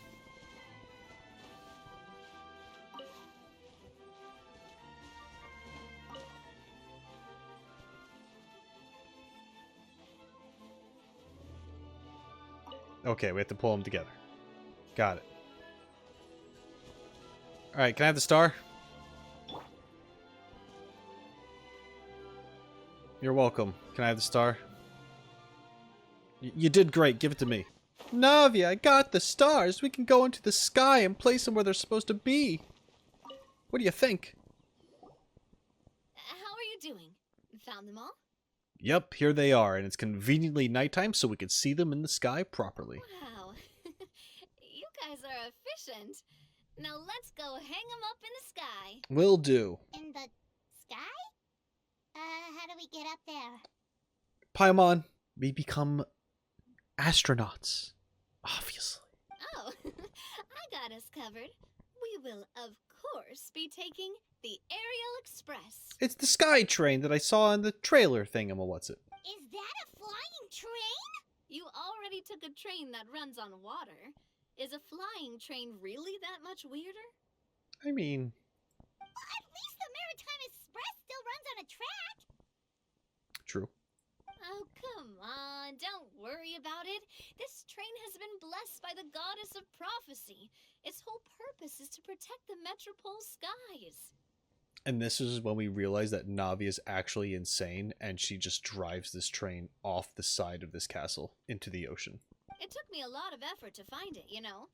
I don't think anyone's used it in, like, 100 years? 100 years? Are you sure it's safe? Let's not forget that the goddess of prophecy's magic has been going haywire recently. Well, it's not like we have any other options. Unless you want to do the honors, Paimon. Fancy flying up there on your own? No, thank you. It's way too high up. Oh, wait, Milu. You've got a feel for how magic works here. Can you do your thing and sense if this train is the real deal? I think it's fine. I can try. Yes, I can sense traces of magic, but it's different from the kind I felt in the forest, so I don't know. Different goddess. Okay, fine. Guess there's only one way to find out. That's the spirit. That's the spirit. Oh, God. I'll come with you. Miss Nilu, will you be joining us? I think I'll stay behind. That way, if something does go wrong, you'll have someone on the ground to get you some help. She's smart. That makes sense. If the train does break down, you can make us a giant origami crane to come bail us out. Or if a crane's too difficult, a finch could work.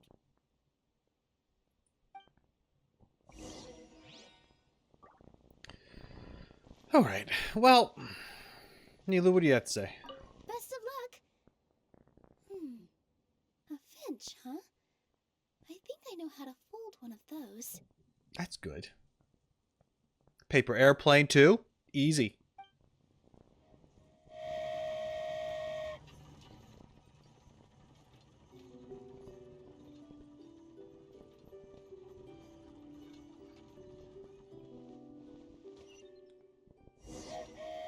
Choo-choo! Aerial Express moving out. Whoa, it really is flying! What an amazing feeling. I've never been on a flying train before. Neither have we.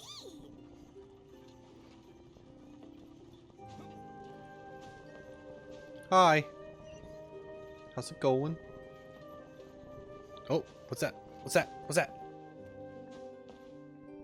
Wait, what? Oh, I have to place it. Oh, okay. I thought I was going to miss it. That should do it. On to the next location. Nice. Yeah, they're like hanging like off a string and such.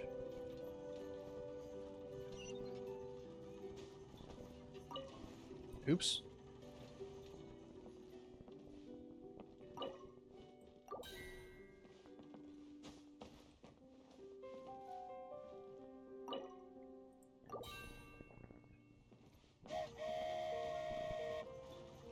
We're so high up.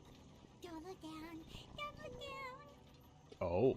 Oh, hang in there, Paimon. The hard part's nearly over. After that, it's downhill all the way. Don't say downhill all the way. That is the last thing Paimon wants to hear. We're going downhill all the way, Paimon. All the way. Oops, I sat.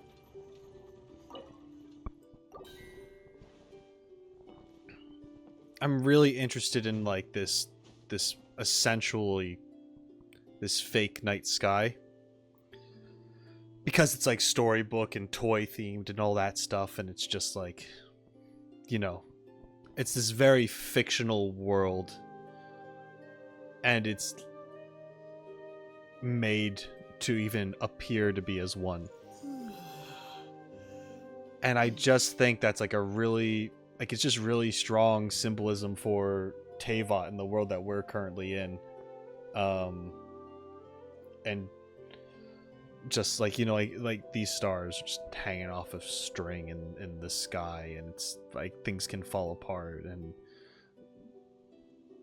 weird stuff happening in the city here where things are out of place, and weird time loop things, like the mini game things to like help fix things and set things right. And I just think that there's just a lot of parallels to what the world of Teyvat is. We're finally done. Okay, let's get back down while this train is still working. It's cool.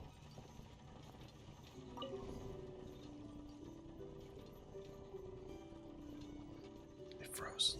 Oh, there we go.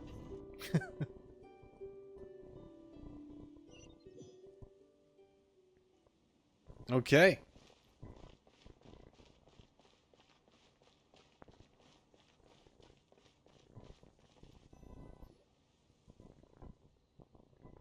Great job! It looked like it all went smoothly. Mm-hmm. Yeah, and it was an absolute blast, too. You gotta ride with us next time, Miss Nilu. Huh? I'm okay. Thanks for... She afraid of heights? That's funny. Halt! What do you think you're doing? Get out of my way! What's going on? Your Majesty, there! Let us through! Stay back! It's okay. Let them through. Toy on toy violence.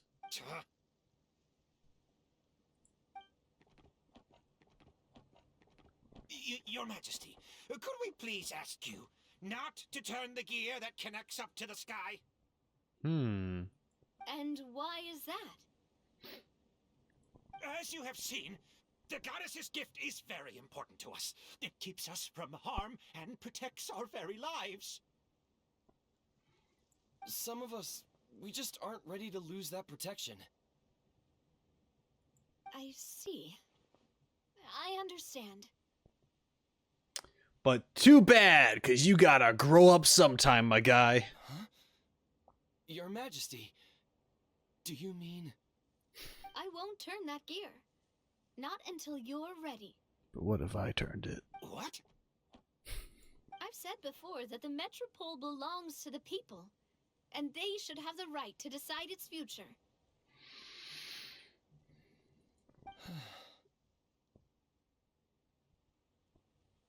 But let me ask you this. How do you plan to solve the issues we are currently facing? Well, we'll start by rescuing the people that have gotten stuck. And then we'll find a way to figure out the true cause of this crisis. Spoken like a complete belligerent fool. And have you made any headway on that? The true cause, I mean. Unfortunately not. Sounds like you don't have a plan at all. Hey, you little... How dare you speak the absolute truth? I'm afraid of everything. I'm sorry, my friend, but it's the truth. Ah. You have friends and family that have been affected, don't you? That have gotten stuck? Duh. Oh my god, she's using logic again. This sucks. I understand your concerns. But if we let this drag on for much longer, the situation may well get worse. More and more people will be frozen by the goddess's magic. Yes, but if we turn that gear now, all the tracks in this city will disappear. I know this is a hard decision to make, but have you ever thought about why the goddess might have made things this way in the first place? Huh? Why do you think she might decide to take back her gift and stop revealing further prophecies about the future? Are you saying she has abandoned us? No, quite the opposite, in fact. She wants you to have your own futures. What do you mean? The goddess dearly loves this world and all the people of Simulanka. And because she loves you so much, she wants you to be able to choose your own path. She built you guys a foundation and did something in order to protect you. But in order for you to live truly free, you have to make your own decisions and go about life your own way. You stupid idiot. Every parent hopes their child will have a happy and carefree life. But if they're overprotective, then all they'll manage to do is keep their child trapped. You gotta let the bird fly from the nest. If a mother bird lets her baby ride on her wings for too long, her child will never learn how to fly. Perhaps the goddess of prophecy has always known that one day she'll have to let go. Okay, I was close with what she was about to say. Because the saying is, like, you know, let the bird fly the coop, fly the nest, all that stuff. Yeah, also, this also ties into a little bit of Venti. And, well, Amber's story quest, I think it's narrated by Venti, I'm not sure, but the storybook, right? You think it's like the guide on how to glide, but it's really a storybook about how the birds got over their fear and were able to fly through the storm and stuff, and courage and all that stuff. It was the book of flying and courage and all that jazz. There's some similar vibes to this too. Like, these people have to be brave and make their own decisions in order to have a future of their own, in order to evolve, essentially. And yeah, okay. Children can only become independent if they're allowed to form their own opinions, make their own decisions, and deal with the consequences on their own. Only then will they be able to continue their journey alone, even after their parents are gone. I also don't know Navia's story personally. I feel like this is perhaps something that she has experienced. But we've relied on the goddess's protection for so long. We don't know what it's like to go it alone. We don't know if we have what it takes. And you'll never know if you don't try. Are you kidding me? I think you've proven yourselves more than capable of that. I actually disagree. These people are hopeless. What do you mean? You made a call in a time of crisis, and you've come all this way to talk to me. Even the guards couldn't stop you. That must have taken a lot of courage. Okay, I mean, that's true. But we only did it because we were scared. Why you set out on the journey doesn't matter. What matters is that you've proven you can choose your own path. My friend, I fear our king is right. It is time for us to face our fears. You have to use your fear as a tool to become better. But we can't go on living like this. Living in fear. Look at what it's driven you to do. You threw away a star personally created by the goddess of prophecy herself. This Berserk guy, Berserte, whatever his name is, got like the smooth voice, and this guy's like, he'd be clowning. I mean, it's a good voice. I'm just making fun of him because he's like the scared one. You once revered her more than any of us. And I think the king is right. She hasn't abandoned us. So, why don't we put our trust in her one more time? I don't care anymore. Do what you want. Okay, radical conservative citizen Olivier. He laughed. Good. I'm sorry about my friend. That's just how he is. Always had a terrible temper. Please accept my apology for his impudent behavior. I'll think about it. Is it just me, or has he accepted the goddess's prophecy? I think so. Not that you'll ever hear him admit it out loud. Your Majesty, please turn the gear that connects up to the sky. And can someone fix my face? I look incredibly angry all the time. So, you've made up your mind? About giving up the goddess's gift? Yes, I've made up my mind. But maybe losing the gift isn't what this is about anymore. Because we've gained something too. You have given us courage. Well said. I am proud of your decision. Now, gather around, everyone, and join me as we make the night sky of this wonderful city turn once more. Let's turn the thingamawhat's-it. Ah.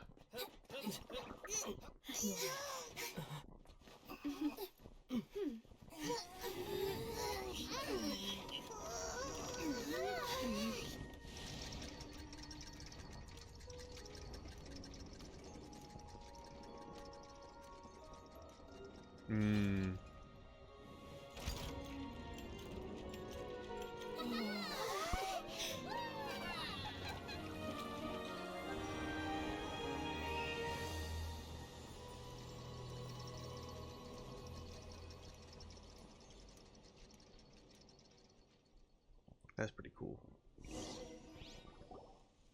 So the stars hanging in the sky, they're music notes.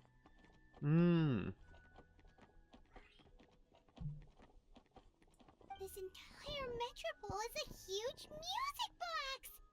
That's incredible! Oh, that makes sense because of the giant thing. Yeah.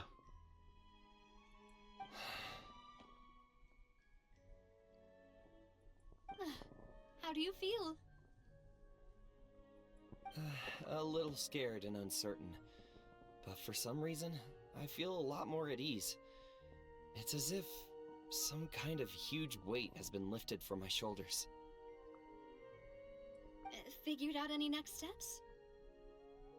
To be honest, not really. But maybe I can start by having a heart-to-heart with that stubborn friend of mine. I have an idea. If you don't know what to do, why don't you start by helping the people around you? You mean the people who got stuck because of the goddess's magic? No, just people in general, man. I mean anyone and everyone who needs your help. By helping others, you'll eventually find your own path. Trust me, I have experience in this. What kind of experience, Your Majesty?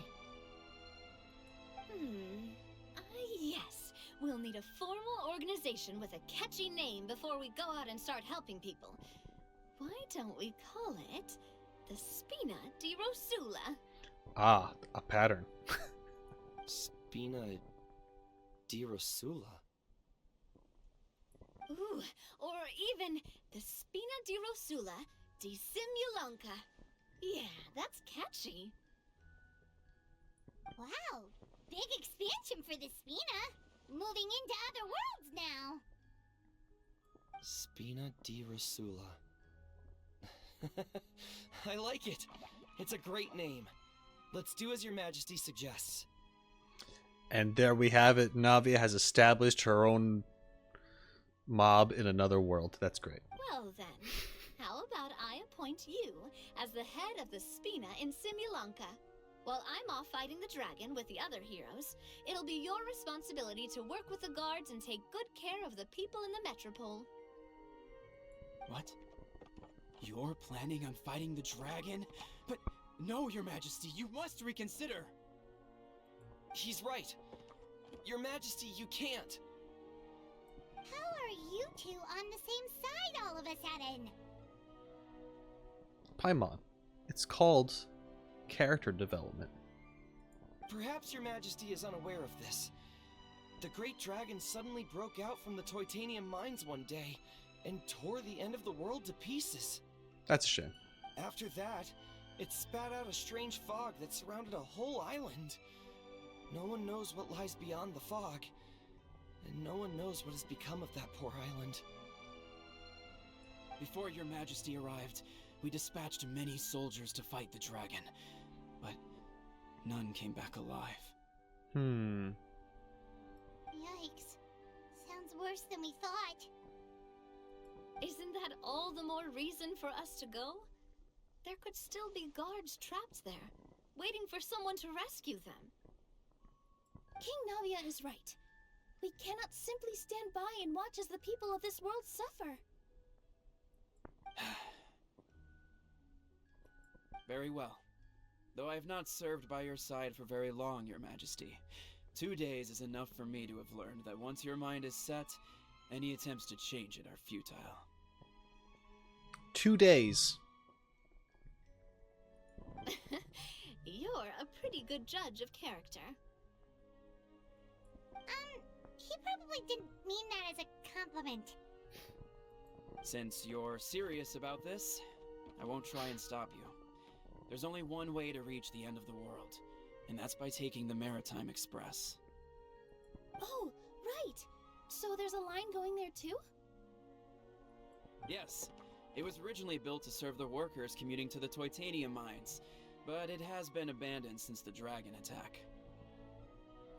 I'll tell the conductor to wait for you at the platform by the side gate to the Metropole, first thing tomorrow morning. You're embarking on an extremely dangerous adventure. Please be careful, Your Majesty and friends. Oh, thank you for your concern. While I'm gone, I leave the Metropole in your capable hands. Yes, Your Majesty! Just call me boss from now on. That's what everyone in the Spina calls me, and it's what I'm used to.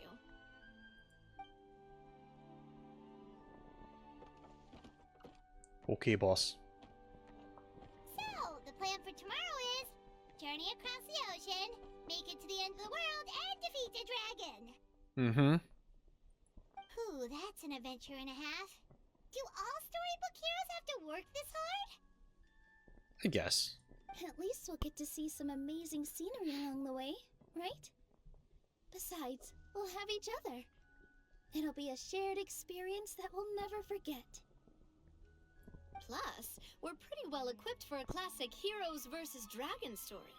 We got Miss Nilu as our magic caster, and I guess I'm the melee warrior who leads the charge? There you go. Paimon can definitely see that. Anyway, those are tomorrow's problems. Right now, all Paimon wants is to eat a proper meal, because worst case scenario, if Paimon ends up getting eaten by a dragon, she wants to do it on a full stomach. And something about the end of the world doesn't sound like a great place for food options. Plus, if you get eaten first, the dragon could potentially be a little more full, so less likely of a chance of the rest of us getting eaten. We'll just throw Paimon at it. I don't think that's how it works, but it's how I'm imagining it. Well, the origami animals in the forest only drink magic tonic. What do the toy people here in Constellation Metropole eat? Vegetable oil and sawdust, I think. Hmm.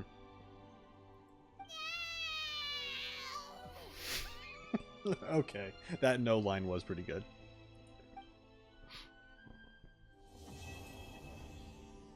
Quest completed. Hello, I'm interrupting you to let you know that I need money. Listen. All right, look, I'm not just going to take your money, all right? It's not about that. But I do have things for you in case if you did want to help me out over here. You know, I have a membership thing on here, this YouTube channel, and on my Patreon as well. And Scholar Tier and up on both of them get access to more things. More things, more video footage, more stuff, just me being ridiculous, me doing all the little stuff that maybe you didn't get to see in this video. So if you're curious on what that's all about, I recommend becoming a member and checking it out for yourself. What I'm trying to say is your help is appreciated, and if you can, it means a lot, and if not, totally understandable. You take care of yourself, and that's all I gotta say. Anyway, I hope you enjoy the rest of the video. Take care. Okay. This is the train. Oh. And here we go. Carriage inspection, check. Wheel and axle inspection, check. Power inspection. Good morning, Mr. Wheel. Okay. Oh, good morning, heroes of Simulanka. Hey, our old friend Wheel is the driver again. That already puts Paimon at ease. Are you certain you don't want us to accompany you, Your Majesty? I am. You can leave the dragon slaying to us. My partner's a pro. He does it all the time. You flatter me. 2 or 3 dragons, huh? What remarkable friends Her Majesty has. With such great heroes by your side, I'm sure you'll best the dragon with ease. We won't keep you any longer. All right, then. Look after the city for me while I'm gone. Yes, Your Majesty. Just leave it to us. I think we're all set. Time to depart. Next stop, the end of the world. The end of the world.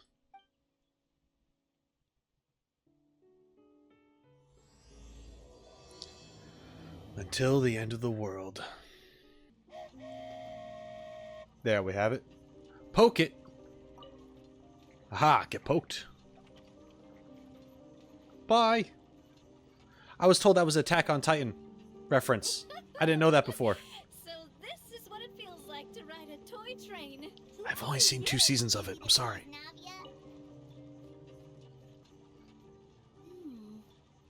Looks Looks like the fog ahead is getting thicker.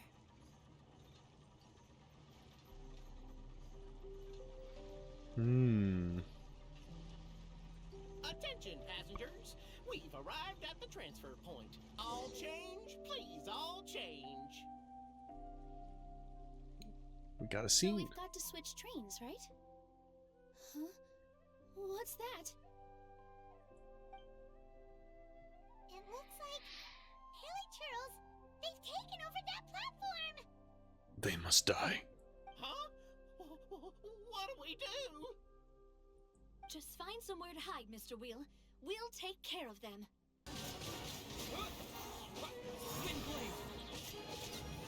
Done. Whew. That's all of them. Thank you so much for your help, everyone. Now, let me take a look at the train. Okay. How's it looking? Pretty good?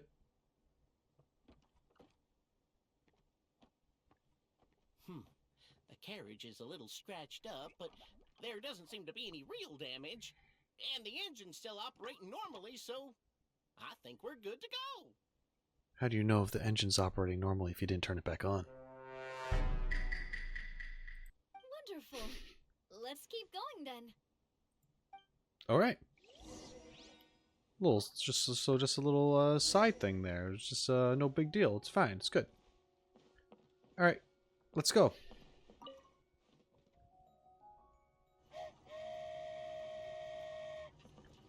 Well, I gotta poke it. I'll take my seat.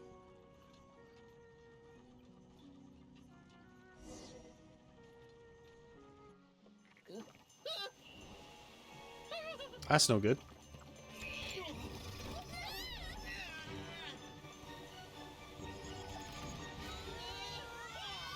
Yeah, it's a problem.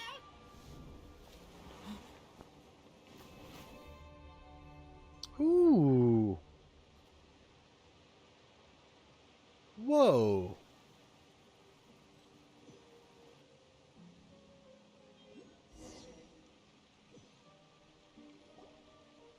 Go forth and witness this world, my... Make sure to be nice to everyone. Okay. I leave it to you.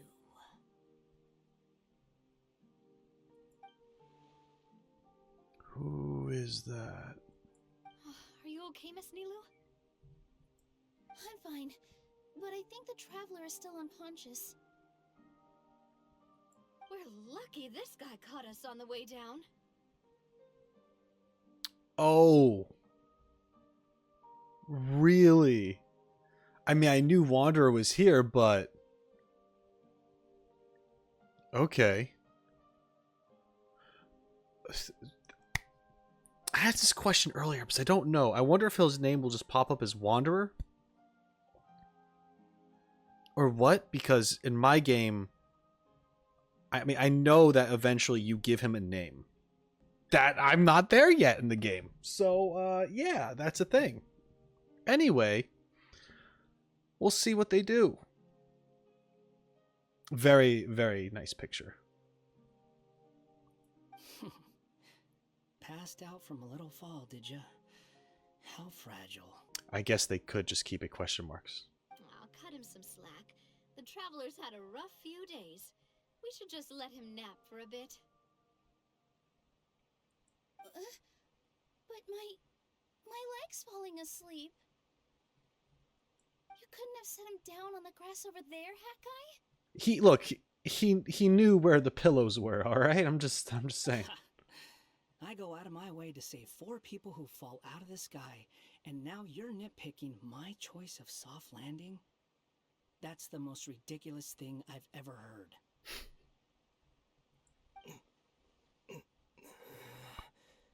Oh, voice line? He's awake. Morning, sunshine. You were having a nice little dream there, weren't you? Not gonna lie, it was kind of adorable. Thanks. Wanderer. Okay, Fair. What happened? Wanderer, I'll just skip You it and for your now. friends fell from the top of that waterfall, and you passed out along the way. Guess someone couldn't keep it together. I'm very fragile. Sorry to break it to you, but crashing into the ground doesn't take you to another world. That kind of thing only happens in those stupid light novels they sell in Inazuma. It's like talking about getting isekai'd. Genshin Impact needs trucks. Also, he kind of, set you down in Nilu's lap, so that's where you've been napping all this time. That's fine.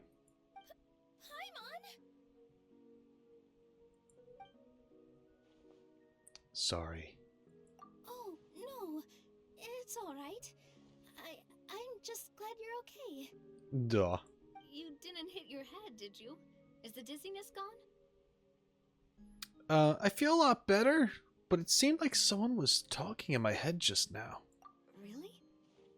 What did they say? Go forth and witness this world, and be nice to everyone. The fog you see around here can have a hallucinatory effect. Apparently, it's the work of that dragon. Maybe you inhaled some while you were freaking out on your way down. What am I? Hold on. No. That's not... My mind's going a million miles per hour right now. Okay, so there's dragon spine, right? And there was the dragon the abyssal dragon that died upon it. However, I remember reading a bunch of lore and stuff and Albedo's quest thing. That abyssal dragon that died there was slain there. I think through lore stuff spoke about its mother and how it was kind of like sent to this world to like make friends and be kind and all that stuff. It's just like a thing. I don't know if it's connected to that at all, but that's what I'm getting, where it's kind of like, go to this world and explore and be kind to everyone and or whatever. Like, it's just making me think of that, because then that abyssal dragon came to Teyvat and like it wreaked havoc, and I don't know if it was because it was corrupted all along or if it's just in some weird corrupted state where it sees one thing but the reality is something different. I don't know. Maybe it's too soon to make that connection after just based off of that, but I'm kind of like, this almost like a version of what that dragon was seeing, when in reality it was like a frozen over Teyvat. You know? I don't know. I'm just whatever. It might not be connected at all, but that's just, my mind just went to that with the whole like, go to the world, be kind, all that stuff. Traveler, Nilu, do you know this hat guy person? Not yet. Well, kind of, I do. He's a student at the academia. We met during the last Interdarshan Championship. He was representing the Vahumana Darshan. Okay. Well then, hello there, friend. I'm Navia, the president of Spina di Rosula. It's very nice to meet you. So, should I just call you Hat Guy as well? Seems like that's what everyone's calling you. Are they gonna make me name him now? That'd be weird. That'd be weird. Yeah. I've technically met him as Scaramouche by reacting to an event. That's the only time I've seen him in the story as of right now. Although, I think it's fair to say I know quite a bit about his story in general and what happens with him. Kind of. Sure. Whatever. You like being called Hat Guy, don't even. Oh, wait, Hat Guy. What's that sword around your waist? An unwelcome encumbrance, that's what. I've had it ever since I woke up here. Tried to toss it, but no matter what I do, it always reappears. Such a pain. Anyway, if any of you want the hero sword, you can have it. Oh, are you you're supposed to be the hero? Wait, it's called what? The hero's sword. Meant to be wielded by the hero. I know. Me of all people, right? The irony. What? You're the hero of this world? Will you calm down? It's just a dumb title. Oh, it's just that this entire time, we thought we were the heroes of the prophecy. We're not the main character. Huzzah! Well, if it means that much to you, you're welcome to claim the title. You'd be doing me a favor. Nah, I'm good. That's not the point! The real question is, if you're the hero, then where the heck have you been all this time? Looking for a way out. I heard there's a boat in this area that can bring you to another world. So I came to investigate. He showed up and was just like, alright, I'm getting out. Like, immediately. Ignored all the side quests. But look at the state of things around here. The lighthouse collapsed. The boat won't budge. I say we try to find a different way out. Huh. Paimon's guessing a voice told you what you were supposed to do here. That's what happened with Navia and Milu, at least. You expect me to take orders from some disembodied voice? But you did hear one. Right? Hey, wait, where are you going? To find the so-called source of this world's misfortune. The dragon responsible for this whole mess. Wait, we came here to fight the dragon as well. Why don't we go together? Grab that dragon scale over there before you leave. It'll come in handy later. A dragon scale? Where? How did you know about it? What's it for? And... Have you ever considered keeping your questions to yourself? Because if you actually expect me to answer them all, we'll be here until the next Interdarshan Championship. Wander and I are gonna get along just fine. Paimon thought you might have learned some manners by now, but clearly not!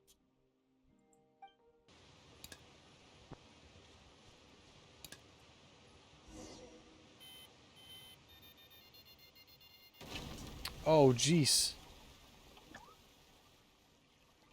You're welcome.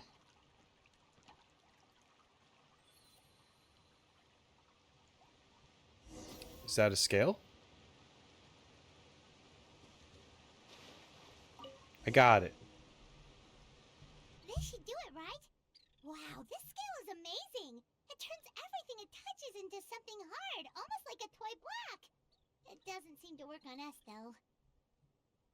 It spews out poison and transmutes everything it touches. Huh. No wonder they call it the evil dragon. Your Majesty, Madam Very Brave Hero! And us. You know. Us. What are you looking at me for? He's obviously talking to you. Mr. Wheel, you didn't get hurt when we fell, did you? Oh, not at all. Thankfully, the young man in the hat was kind enough to lend me a hand. There seems to be a village over here. Some of the residents used to work in the titanium mines, and some came to fight the dragon, then got stuck here. Shit happens. I see. I'm glad they're all safe and sound. I can try to use my magic to fold a boat to bring everyone back. Oh, I'll help too. Still, I think we need to take care of the dragon first. We don't want it to start causing trouble when we're trying to load people onto the ship. Apparently, the villagers often see the dragon fly into a space behind the waterfall. They think that's the location of its lair. Okay. Then we should look around and try to find a way in. I'll wait here for your triumphant return. Your Majesty, brave heroes, please be careful. There we go.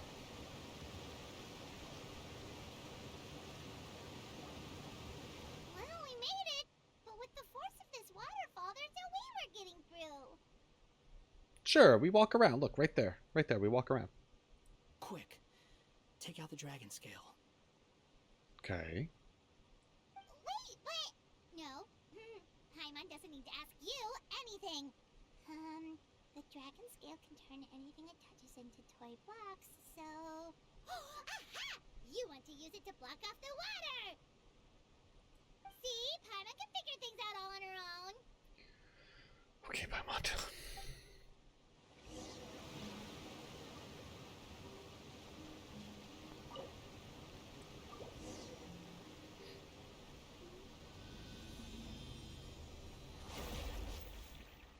Nice.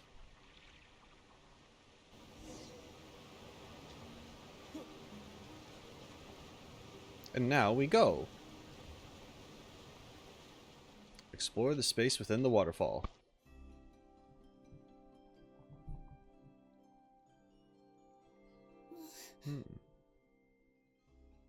What's wrong, Milu? Oh, nothing. It's just... I sensed a very powerful magical signature just now. Really? Huh. Guess this is the dragon's lair after all. Huh? When did you put your hat on? Well, we're getting ready to fight, aren't we? I feel more comfortable in my regular outfit.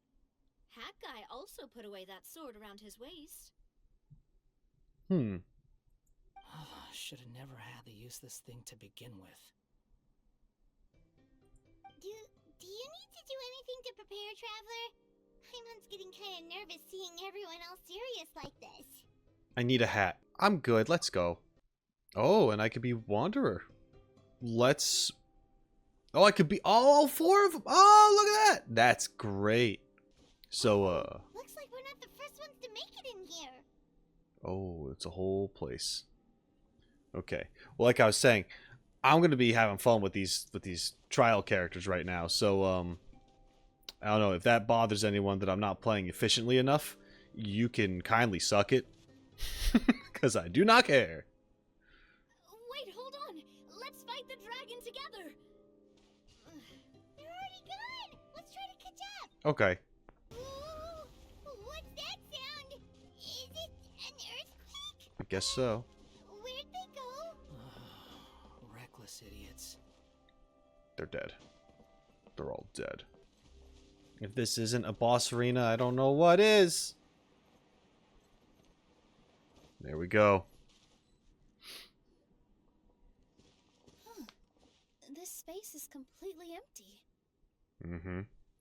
Paimon bets this is where the dragon sleeps. Watch out in front. It's coming. The toy dragon. It's the evil dragon. Oh yeah, and its horn's gone. Accurate.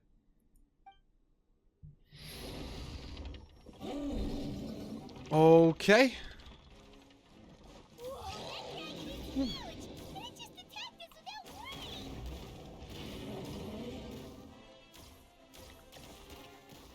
Oh boy.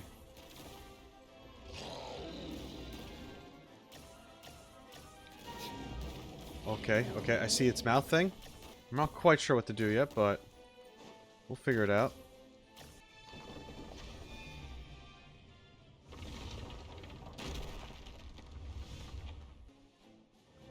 As the ground beneath your feet crumbles away, you feel a sense of weightlessness as you fall onto the black mist below. Okay, so I guess I did right so far. Look, he's here. Ah, another new soul has joined this world. Okay. And we heard this woman's voice before. I was comparing it to Dragonspine stuff. But are you sure his fate will be as you described? of course. My predictions are never wrong. I just don't like that kind of story. Then you need only do as you said, and let him find his own story within your fairy tale. You're right. Then listen closely, my child. Your name is...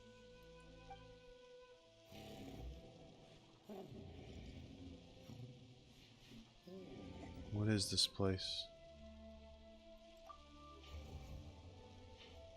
Is that water? It's from the dragon's perspective.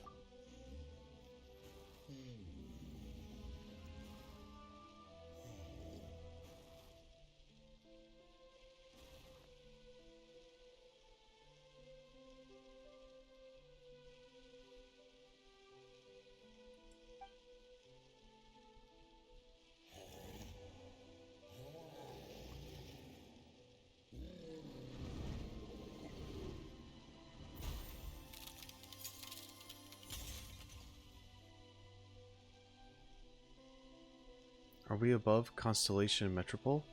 It's the dragon! The dragon that destroyed the Titanium mines!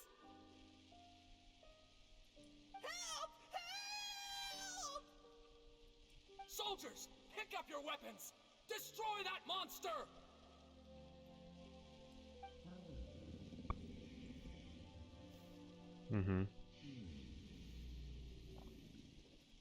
Whole bunch of misunderstandings.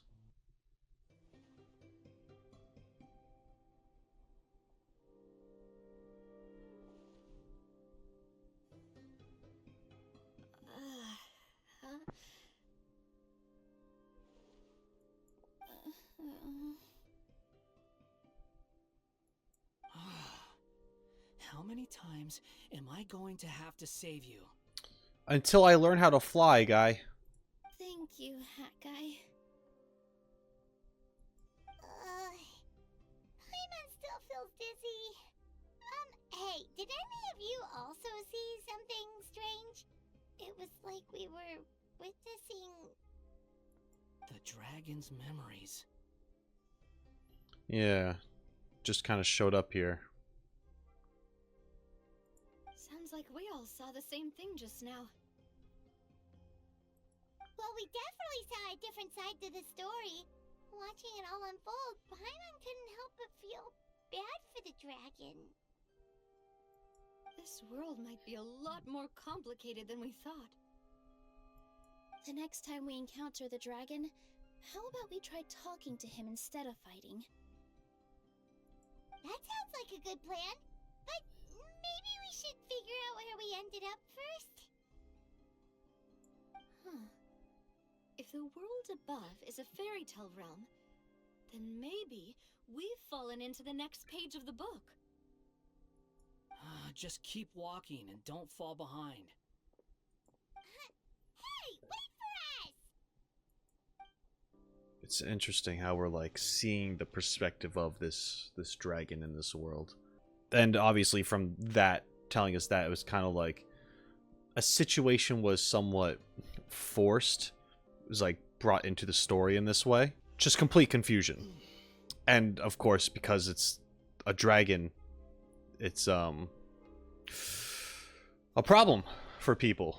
Shows up making a mess, and then everyone's like, oh, it's an evil dragon because it caused destruction. Meanwhile, it's just confused as hell.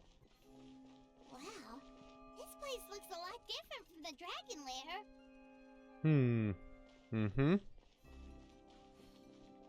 This is really cool, though. This place looks awesome. I love blowing up things in Minecraft. Quick, run!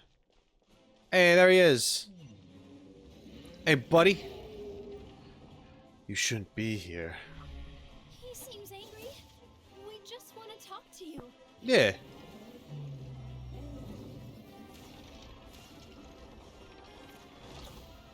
Just gonna run.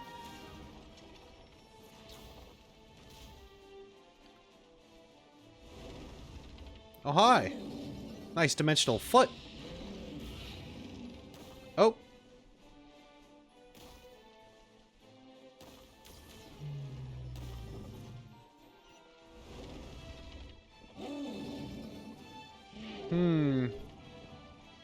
Stomping out platforms, huh? Okay, I see you. I see what you're doing. I don't know if I agree with that kind of thing, but you know. Can I not climb that way? I have to go the other way? I have to go around? Dragon's just up ahead. Stay sharp. I'm staying sharp. Here we go. It was destroyed by that evil dragon! Oh. The stars! It flew away with the Metropole stars! Oh no! We didn't get eaten by the dragon? The dragon just dropped us off here? That guy! You're getting too far away! He's just up ahead. Is he trying to lure us somewhere? Well, I'd say we were the ones who backed him into a corner. Kinda. But we just want to ask him a few questions about his past. I think Wanderer just wants to nuke him. He's had year after year of people coming here to try to take his head. If you ask me, his reaction is perfectly normal. Maybe there's still something we can do to calm him down? I wouldn't count on it. Maybe his earlier attacks were just a warning, but now he's actually getting serious. Prepare for a final battle. Sometimes it takes a little force for someone to finally wake up. You're speaking from experience, aren't you? Oh boy, it's gonna feel bad when he's not actually a bad dragon. He's just misunderstood.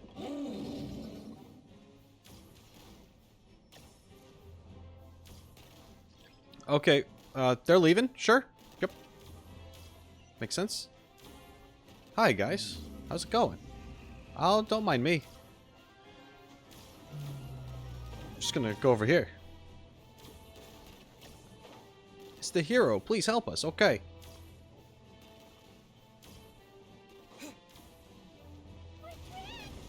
Stubborn beast. Hmm. Really want to get beat up that bad? Ow.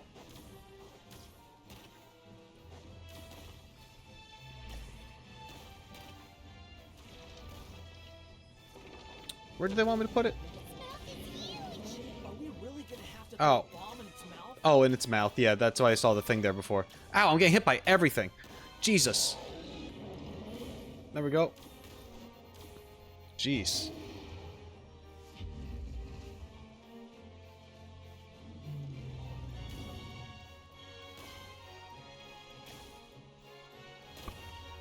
Watch out!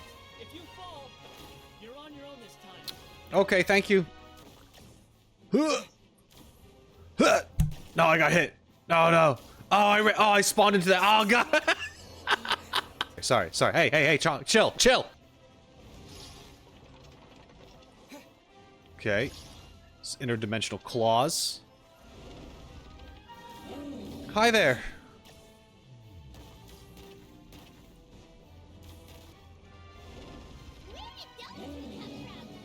Oh, it's got multiple heads. Okay. I'll try not to get hit.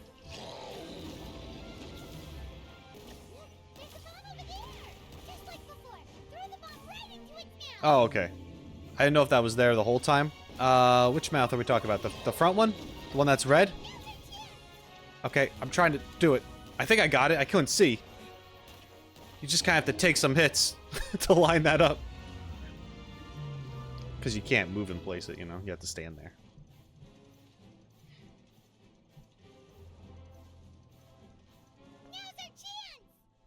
This is like a weird, like, puzzle boss fight. Wait! Okay, we're waiting.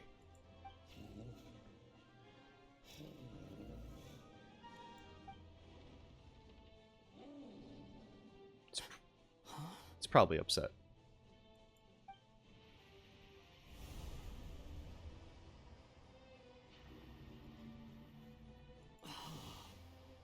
Are we inside the black mist?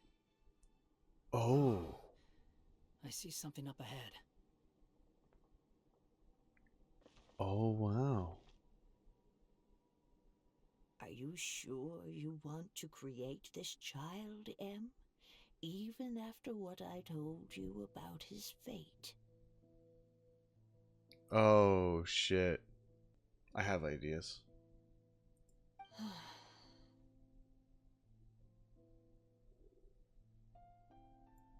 He will be abandoned by his creator, and eventually... This is in relation to Wanderer, Scaramouche, when he's created by Raiden, essentially, and is tossed to the side for not being a good enough prototype. I mean, whatever, was just a prototype, right? We're gonna connect it to that. Okay, got it. I know, B. You've told me already. That sad story with the disappointing ending. It's what happened in the real world, isn't it? But that's exactly why I want to change things. In a different world, his story can have a happier ending. That child, his heart is so full of love. God, he was the inspiration for the dragon. Oh, Jesus. I understand, Anya, but know that if you give him that name, his fate in Simulanka is destined to parallel that of his real-world namesake. But there's still a chance, right? Maybe it's a shot in the dark, but I have to try. He deserves a better life. Although, he might need the help of others when the time comes. Mm-hmm. All right, my dear. The choice is yours.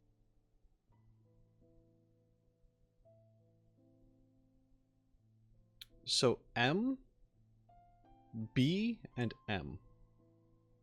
M was referred to as Anya? Did I hear that correctly? Just making sure. Since you're so persistent, let me tell you a secret. More boring fate talk.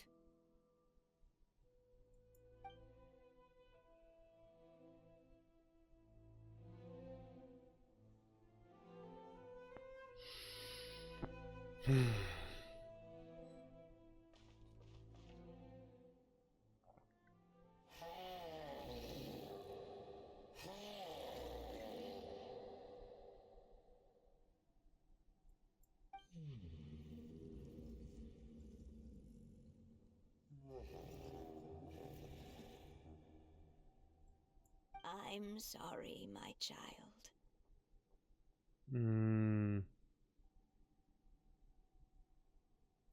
Unlike my friends, I don't have a long time to live. All said and done, the story of my life will be shorter than the fairy tales in this book.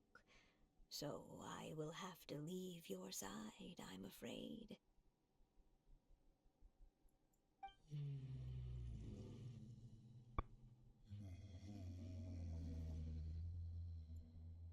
It's okay. It's okay. Once I'm gone, I will become a star in Simulanka and watch over you from above. If you ever feel lonely, just look up towards the sky.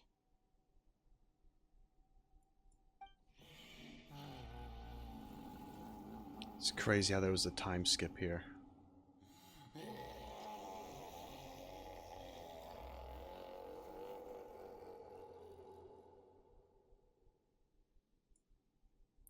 Doing a good job on making sad dragon roars. Go forth and witness this world, my child.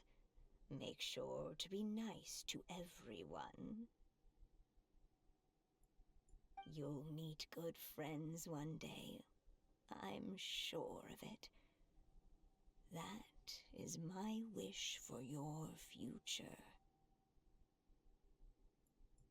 As for this world, I leave it to you.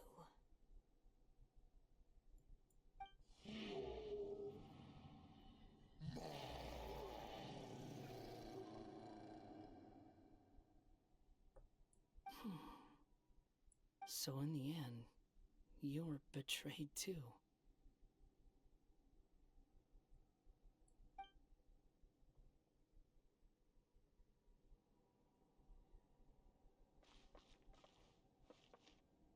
Hey, Mr. Dragon! He brought you some food. You must be hungry. Mm-hmm.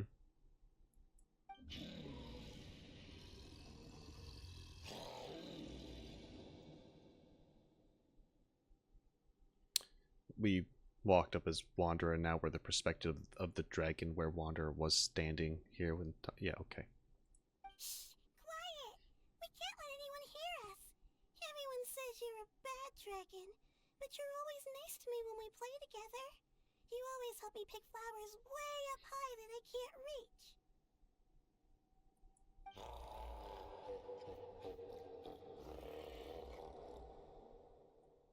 It's okay. Just keep hiding here, and tomorrow I'll... Oh no, my child! Uh-oh. Help! Somebody help me! Save my child! The dragon's trying to kidnap her! No, Mom! It's not like that! Listen to me!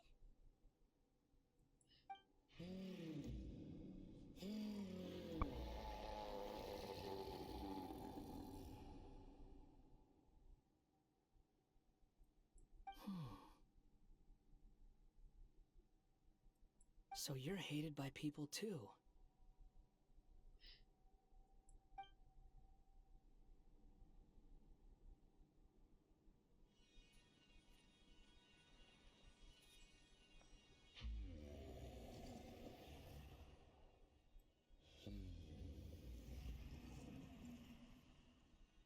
So that's it. That's really your wish? To never have been born at all? That's not a fate you should wish for. Hmm.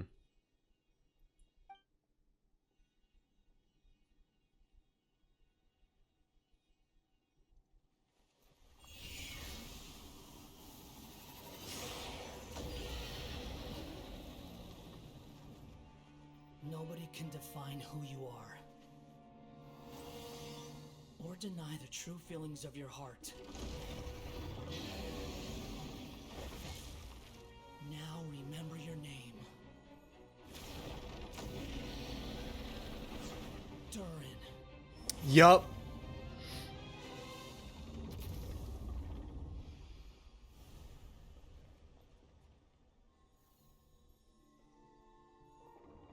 It's all right now.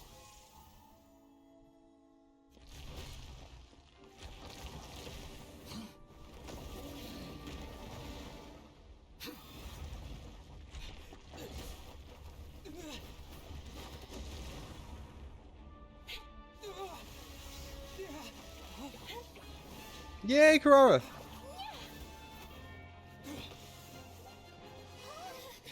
Watch out!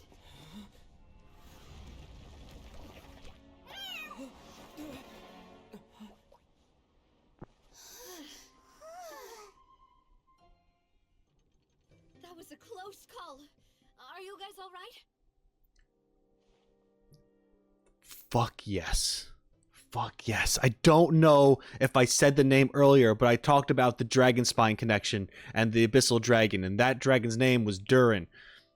And I read the lore to that, and how Durin's mother creator was all like, you know, go into the world and be kind or whatever, and Dragon's point of view was spoken, and just kind of like, oh man, this world is great and all this stuff, and then it mentions like its final thoughts upon death and all that shit. And now we're in the storybook world, and there's like the whole, it's connected in that way or parallel to it, or maybe it's a continuation of that story in this other world. Who knows exactly how that exactly works, but it's like, it's just connected to that. This abyssal dragon entered the world of Teyvat and was just completely just didn't understand and was misunderstood or whatever that is.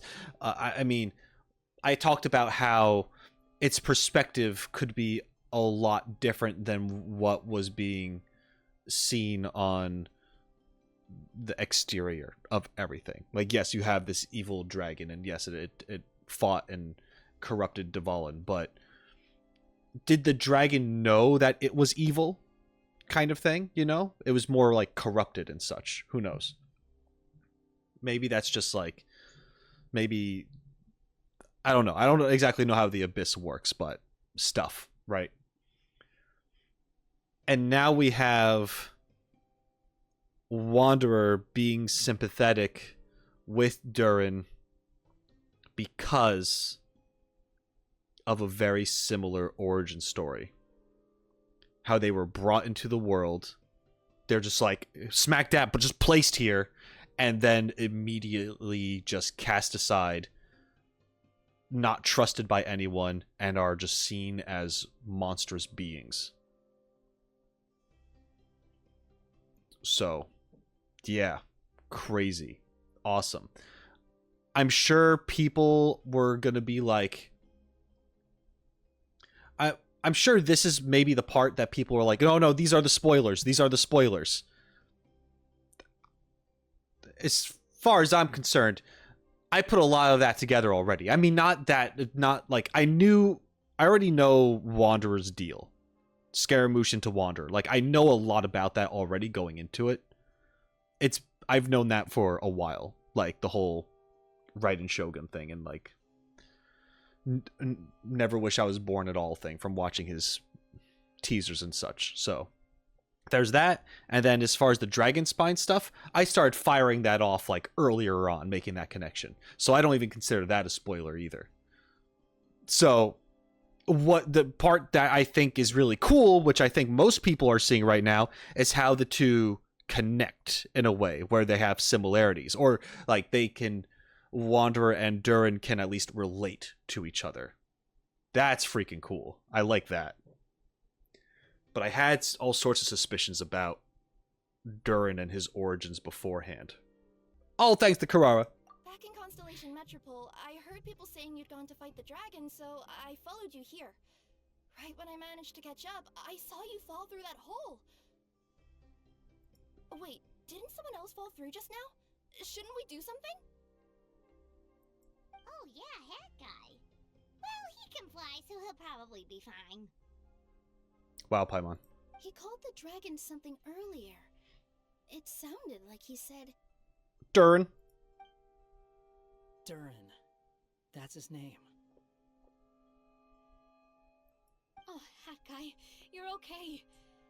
Wait, what about the dragon... Durin? He's fine. Good. Durin. Wait, that's the name of the dragon from Dragonspine, right? The one that became a part of the mountain after being slain by Dvalin? If Paimon remembers correctly, it was created by... Yes, Gold Ryan Daughter. I remember reading that name and I was just kind of like, what the fuck? Who is this? So this is the second time I'm seeing this name. And that this is the creator. Right! It was created by Ryan Daughter!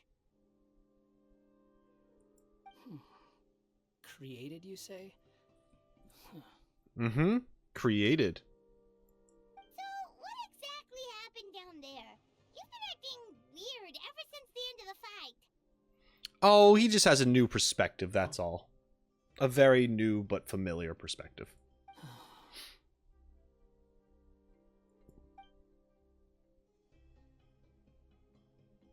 So that's the truth about Simulanka's evil dragon. What we saw in the mist weren't hallucinations, but the dragon's memories. Mm-hmm. Everything I heard during my fall must have been things said to Durin in the past. Yes. Huh. I thought it was strange. The people around the Broken Sea are clearly stranded, but I never heard any stories about the dragon attacking the village. The people we met along the way are probably workers from the Titanium mines, or guards who came here to claim the dragon's head. Durin probably allowed them to live here because there was nowhere else for them to go. When I first came to this world, a voice spoke to me and said, "You are the hero of this world.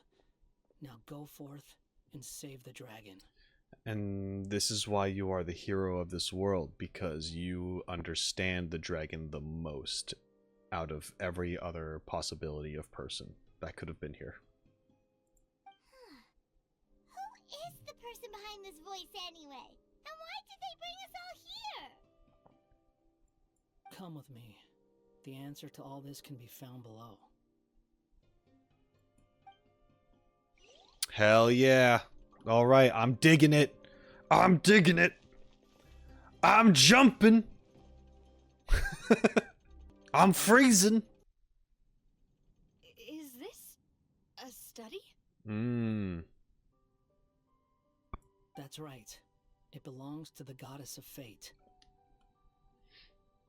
Goddess of fate? As in one of the 3 goddesses who created Simulanka? Or more precisely, M, one of the mages of the Hexenzirkel. Okay. This is my first time hearing this. Well, this is my first time hearing this name in-game. I know people have mentioned it in the comments section.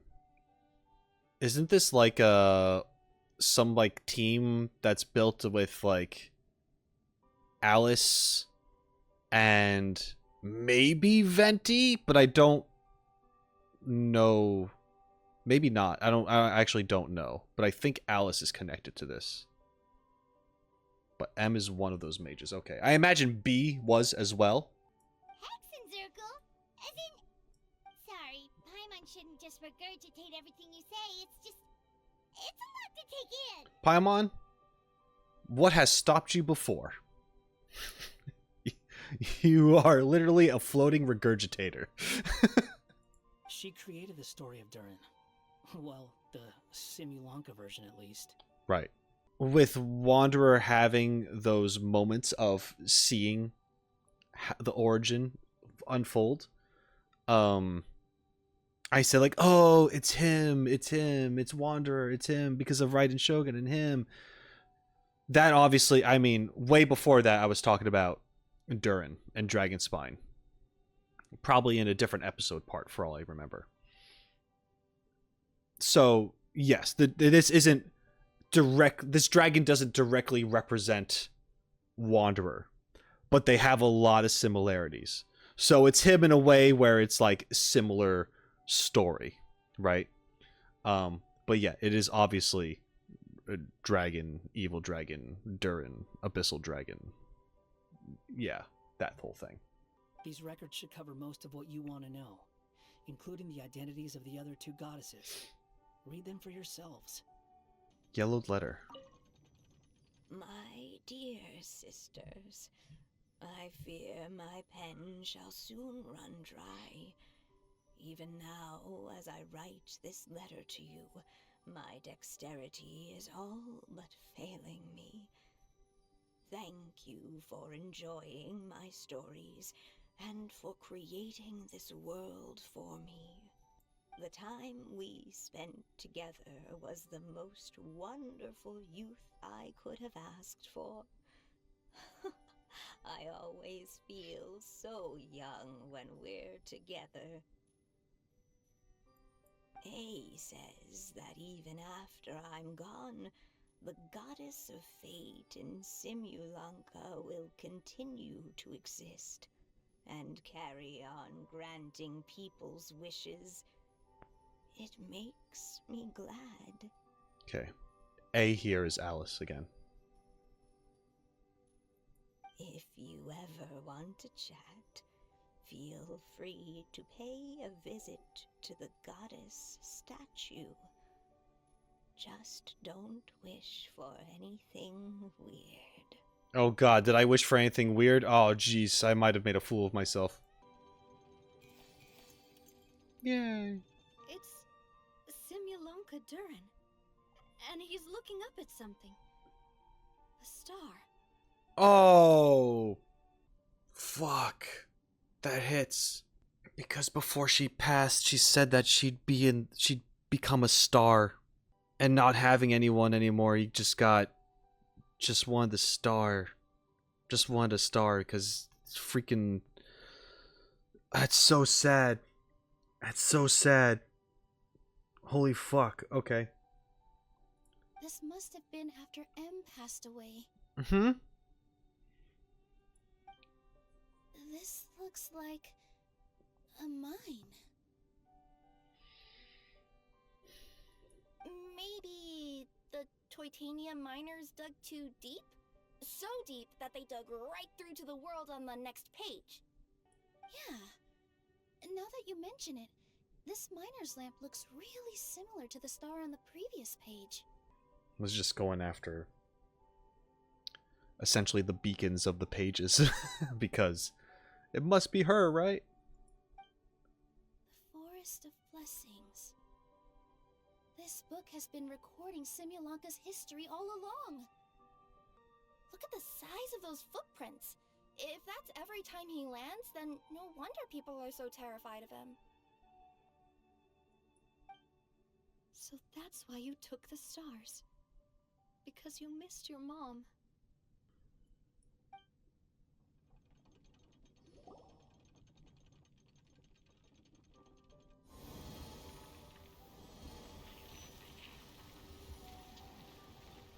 Huh.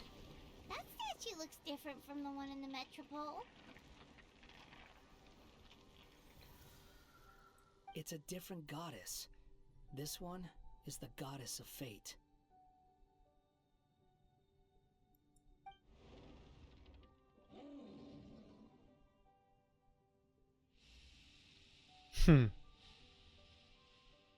Like hiding behind her leg.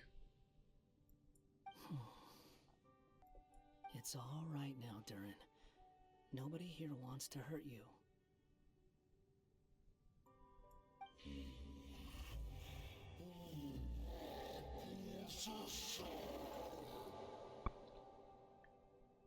I don't understand.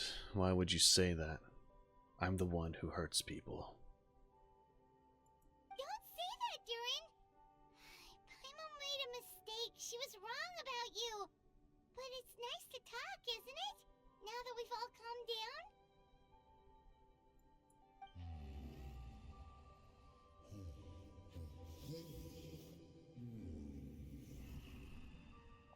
No, it's pointless. Maybe you're willing to talk to me, but the world above is still terrified of me. So that's why you made that wish? So stupid. Aww.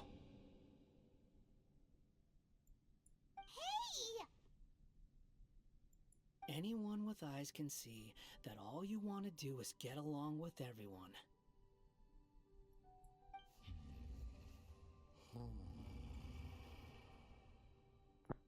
You just want to make friends, people to play with, to talk to, people who accept you, or at least accept your apology. I don't know if I accept yours yet, because I haven't seen what you've done yet. So mean. Ugh. That may be true, but I'm not sure the people of Simulonka are prepared for such a gigantic next-door neighbor. Oh, you've never hurt anyone. Heck, the idea never even crossed your mind. Sure, you scared a bunch of people half to death, but that's only because they had no idea what kind of dragon you really are. Yeah. If you had a heart-to-heart with them, I'm sure they'd come to understand you and see your point of view.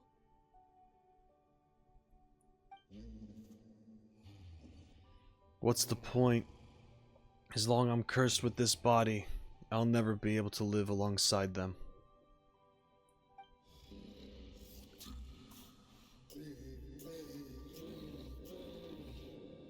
Everything I touch will be turned into toy blocks.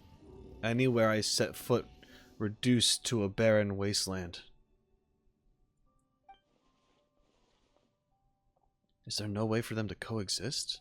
Even if they come to an understanding? The curse. Yeah. Huh? Milu? Is it your true wish to live side by side with the people of Simulanka?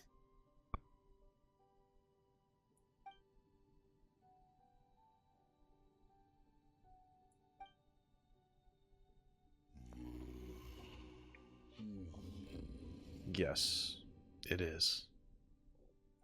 Then close your eyes and make a wish to the goddess of fate. We will help make your wish come true. Huh? But how? Just trust me.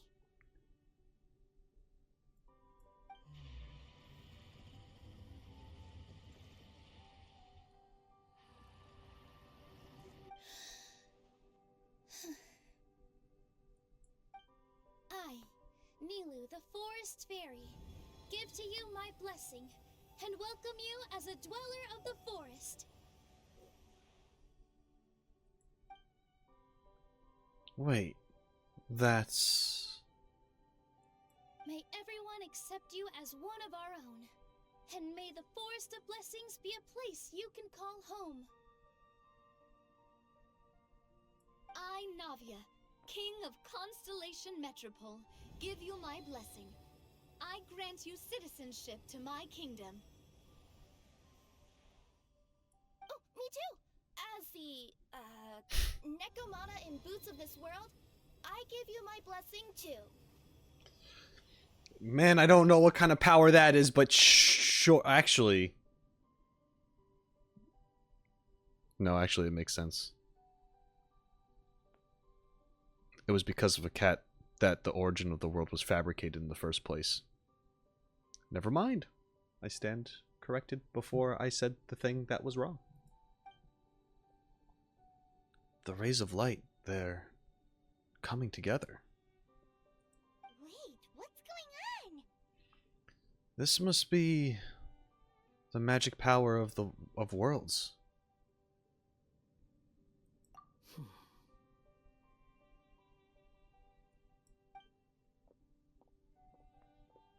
Pull your sword out. The hero of this world, give you my blessing.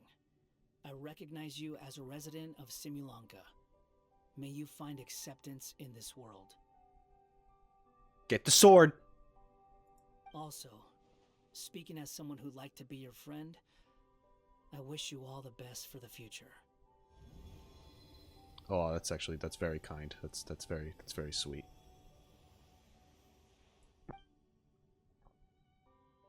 Wanderer.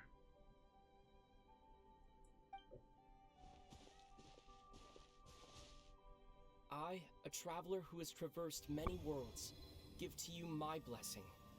May you find friendship and goodwill, no matter where you go. I said a thing! Paimon, you're gonna have to speak too. If you don't, big bad. Oh shit. This is... I said oh shit just because it's like, it's emotional right now. In a very wholesome way. As for this world, I leave it to you.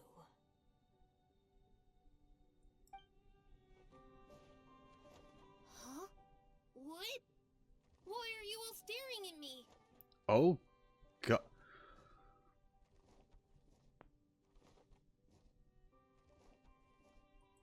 Huh? My claws. Are these my claws? And my wings? Oh, my tail. Does this mean? Oh god, he's adorable. Kill it with fire. Oh Jesus. Wow, you look so cute. Quite a radical transformation.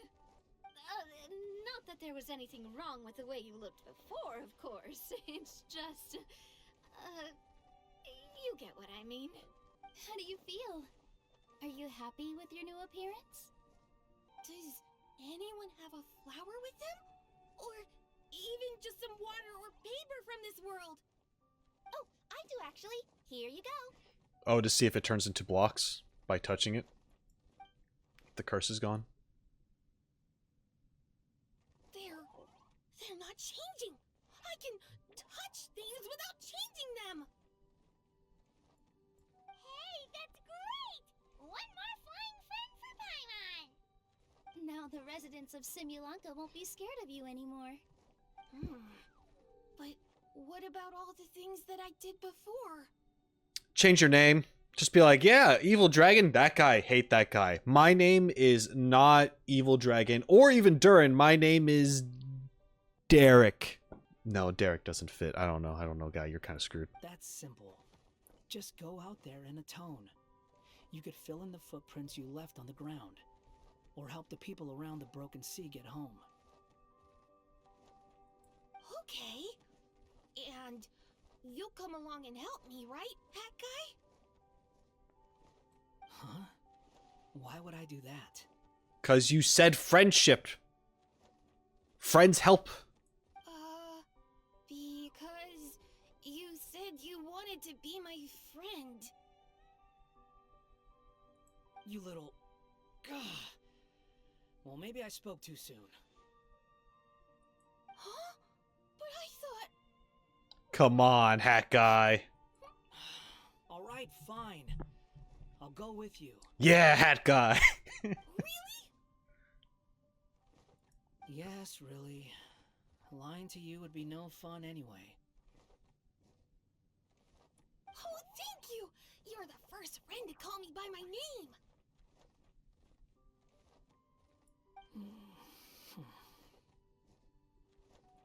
Let's go back up. I'm about to suffocate down here.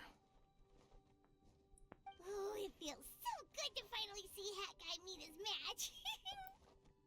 Paimon. Yeah, okay. Paimon just never thought we'd see the day, that's all.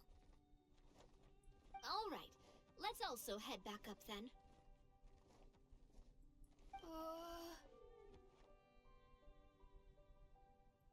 Don't be scared, Durin. We'll be right by your side. Thank you for your blessings, everyone! Oh, this is the happiest day I've had in a really long time!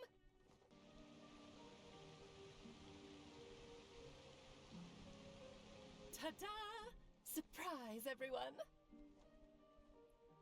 Ah! A talking street lamp! Street lamp? Oh my! You mean you still don't remember me after all the times we've spoken? Is this Alice? I haven't heard her voice in a really long time, so I'm not sure. I know that voice! It's Mom's friend! It is. Okay. Okay. It's Alice. Hello there, traveler and friends. And Durin, it's good to see you. You've changed quite a lot. In fact, you look so different that perhaps I should call you Mini Durin. Mini Durin, huh? Yeah, I like the sound of that. It's nice being smaller. You must be one of the three goddesses of this world.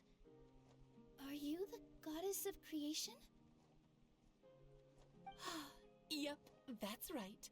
But although it's the most impressive sounding of the three, to be honest, we all made an equal contribution toward the founding of this world. That would make sense, considering that she creates things. Boy, okay.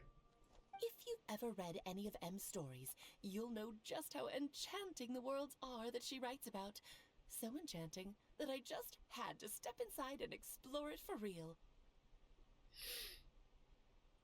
So I got B involved, and with M's consent, created the world of Simulanka. Okay. I'm dumb. B was Barbie. before when I was like, who's Barbie? B is Barbie. It was Barbie, Anya, and Alice. The three goddesses of this world. All mages. Which explains why they all looked like mages, what witches, the statues and such. And yeah, and that's parallel to, I think, the three moon sisters or whatever. Not saying that these characters are that, but they're like, it's the parallel, it's the reference to that, where they're up to some shit, meanwhile you got these three up to some shit. Anyway, Whoa, you're getting a little ahead of yourself. First things first, would you mind explaining what you're doing here? In fact, no, what are we even doing here? Don't worry, all will be revealed. After everything you accomplished on your journey, you're free to ask me anything you want. really? Because I have questions. Let's start with your first question then. I'm here because I sensed a great magic power emanating from the book just now, and I couldn't resist the urge to peek inside and check it out. That must have been when we all gave Minnie Durin our blessings, right? Yes, exactly. In the world of fairy tales, words and emotions often carry far more power than any spell. It's all thanks to your magic that Minnie Durin was able to take this form. Come say hi to me, little one. Oh, look at you. You're as cute as a button. So, what about us? Was it always part of the plan that we'd come here? Plan isn't the word I'd use. If you ask me, I'd say fate works in mysterious ways. When Durin of Simulanka made his wish to the goddess of fate, it just so happened that in a world far away, all of you wonderful people were holding a copy of M's fairy tale at that exact moment. Really? And because of your noble and kind souls, you were selected by the goddess of fate to come and save this world. Now that you mention it, that's what I was doing when I was transported here. I was reading a fairy tale to some children in the Fleuve Cendra. Oh damn! And then you just bamfed away from your daycare duties. Jesus, that's awkward. Okay, sure. I think I just happened upon an old book and decided to use it as my pillow during a nap in a box. Sounds about right. Wow, what a crazy coincidence. Wait, that's not right. How come everyone else got assigned to roll except us? Because we were also... Yeah, that was it. We just received a strange book and we had no idea who sent it. Then, the moment we opened it up to start reading it, we found ourselves here. You're the one who sent it to us, aren't you? Oh, is that what happened? Yes, that does sound like me, doesn't it? Why'd you send us here? Good question. Why indeed? Maybe I thought this was such a good story it simply had to be read by someone. As the traveler and witness of many worlds, how could I let such a beautiful place pass you by? Oh, fair. I can sense that your blessing for Minnie Durin was a very special one. With this blessing from beyond the story, he might even be able to explore worlds outside of this one. Teyvat, you mean? That's right. In fact, back when we were first creating Simulanka, Em told us that she hoped the people of this world would one day be able to explore the wider world beyond. Every story has an ending, but if the story becomes reality, it should have the right to choose its own path. Right. So, in other words, the predestined lives these people lead were always going to disappear one way or another. Wait, so even if the people here get to go to other worlds, surely there's gotta be a way we can leave too, right? Don't you realize you've been able to leave all along? You just have to believe. And it's true, I've been leaving this place all the time to go do other things. Like grinding for artifacts. You can either take the boat at the Broken Sea or touch the giant bookmark at the Cliff of Prophecy. All you need to do if you want to leave is focus on the place you want to go. How were we supposed to know that if you never told us? Huh, didn't I? Well, given how smart and capable you are, surely it can't have posed a huge problem for you. As for your other friends who were summoned here, if I had to guess, I'd say the Goddess of Fate probably didn't tell them about it because she wanted them to get engrossed in the story. She's M's reflection after all. It wouldn't surprise me if she shares M's love for cliffhangers. Anyway, I think that answers your questions, yes? What do you all plan to do next? I'm gonna go say sorry to the people of this world. After that, I want to start protecting Simulanka, just like Mom told me to. From what? You were kind of the threat. Just a random thought. For the Hilitrolls to be in this world, is it because, like, there are certain camps that just had, like, possession of a copy of this book? So they got brought here? Or does this place just naturally have Hilitrolls for the sake of it? Now we know how easy it is to get back home. Paimon's certainly not in such a hurry to leave. Same here. It's not every day that you get to come to such a magical world. I, for one, plan to explore it a little longer. That is true. Now that you actually know that there's a way to escape, your urgency is like, oh, well, I'm fine then. I'm not on, like, a timer. I'm glad to hear it. Maybe I should invite some other friends to join you too. By the way, Minnie Durin, I'm delighted to see you've made some new friends. I'm sure Em would be very proud of you. Now, before I depart, please let me give you a blessing as well. May your future be as rich and colorful as the stories Em used to tell. She's gone. I swear, one day when they reveal Alice's appearance, it's gonna be crazy. People are gonna lose their minds. Guess this is where the hero's journey comes to an end, huh? Ah, but it's also where a new journey begins. The adventures of Minnie Durin and friends. Huh? An adventure for me? You bet. For starters, I'd love to introduce you to my other friends in the forest. Even though there have been some misunderstandings in the past, I'm sure they'll welcome the new you with open arms. Huh? Ugh, stop looking at me. I already said I'll come with you. Whoa! Look over there! Wow. The stars are beautiful. Huh. I'll bet that's a gift to Minnie Durin from the 3 goddesses of this world. Oh. Thank you, Mom. Thanks, Mom. Till the end of the world. Quest completed. It's been a while since our last adventure. Oh, Paimon wonders how Minnie Durin is getting along in Simulanka. Let's go to the Forest of Blessings and take a look. Okay. Is that Jean and Kai are here? Magic tonics. Nice. I wasn't expecting them at all.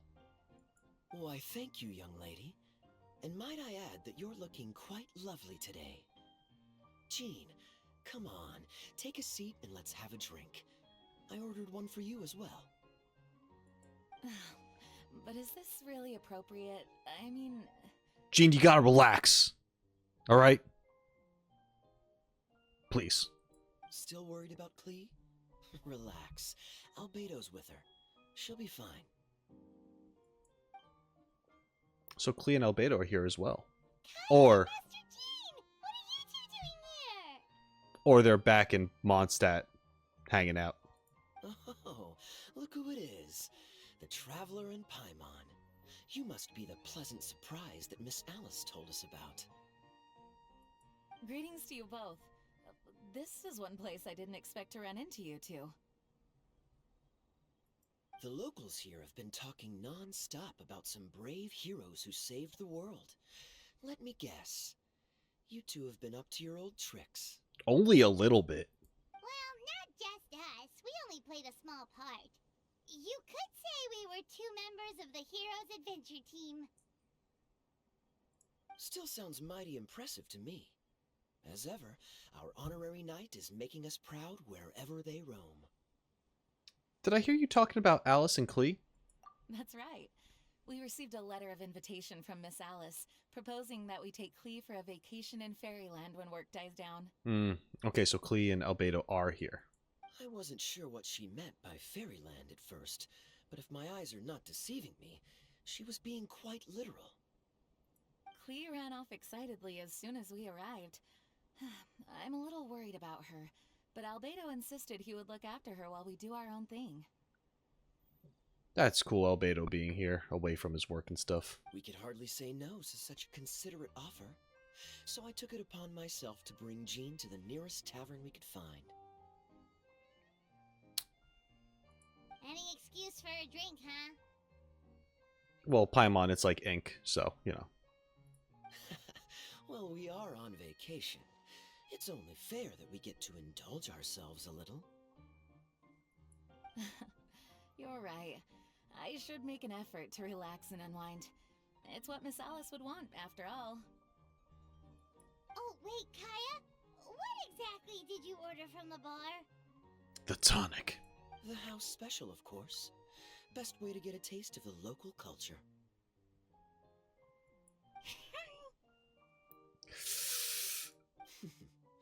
Why are you making that face, Paimon?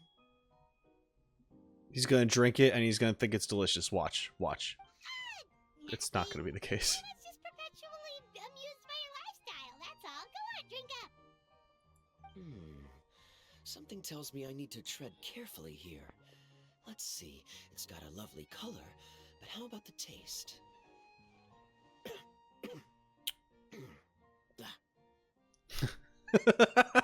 The little blep.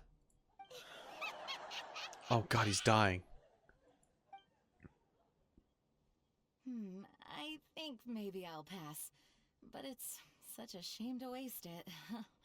We're gonna make Paimon drink it, don't worry. All right, Paimon. Well played. Well, Paimon got burned too, if it's any consolation. It's nothing personal. Oh, by the way, we weren't the only ones who got invited here. I saw Kale earlier. She didn't see me, though. She was making a beeline for that big tree. So Kale's here as well, who I haven't met yet.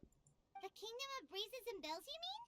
Oh, this is turning into a huge reunion. Maybe we should go say hi to her. I'm gonna have to go say hi to everybody. All right. Well, give her my regards. Enjoy your vacation. Thank you. Enjoy your time here, too. Yeah, I've been here for a bit. Okay. So the magic tonic here is just writing ink? What a weird and wonderful world. Ah, Miss Citrus, do you happen to serve any beverages here that don't contain magic tonic? Of course we do. What flavor would you like? Sunsetia. Jean, you want in? Sure, I'll have the same, please. Sounds good. 2 Sunsetia drinks coming right up. Alright, nice. Jean, do you say anything different?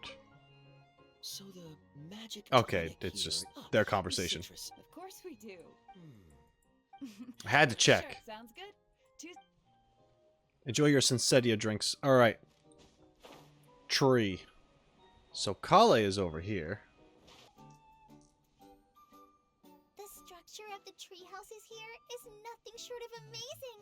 I have to write it down so I can tell Master Tainari all about it later. You do that. Kale! Hey, Kale!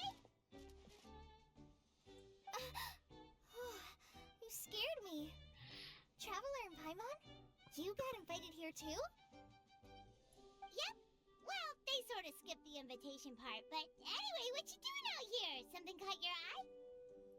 Oh, yeah. I'm trying to observe and summarize the structures of the trees here, and also the animals that live here.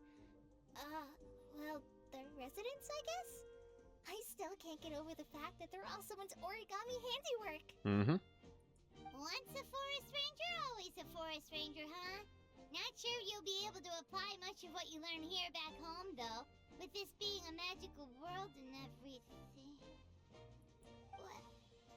Over there, by the giant footprint, have those houses always been there? Oh, those?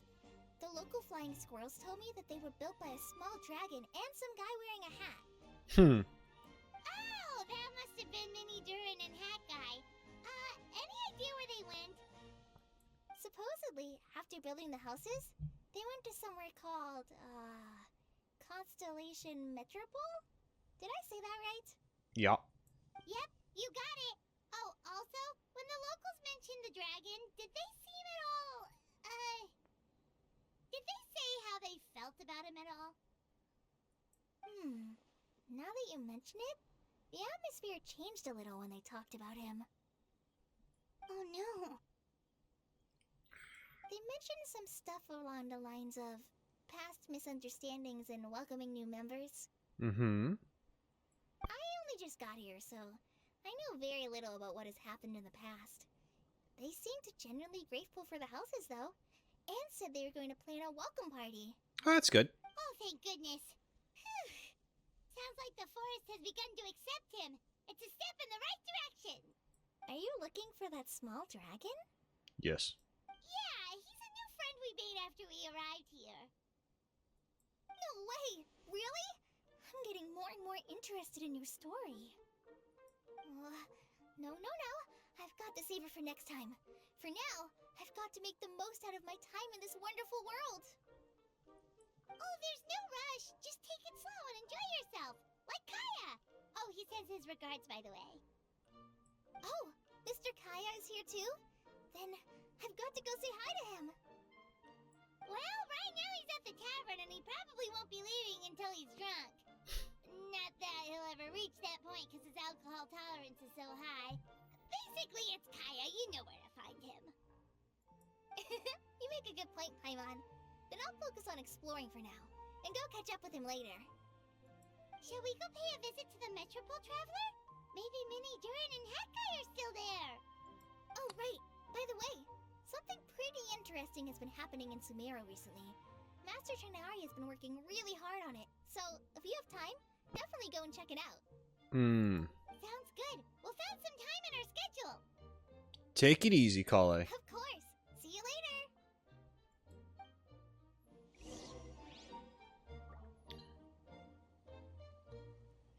Okay. Do you say anything else? The origami squirrels rely on wind currents to lift their agile bodies and easily move between the trees.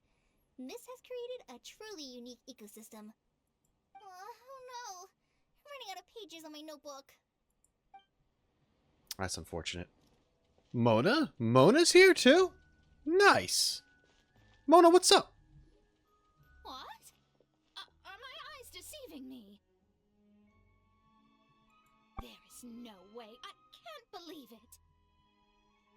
Hey, Mona! We heard you muttering from a long way away. What's up? Oh, is your scryglass acting up again? Oh, it's you, the saviors of this world. My scryglass is fine, but I'm not sure I can say the same about my eyes.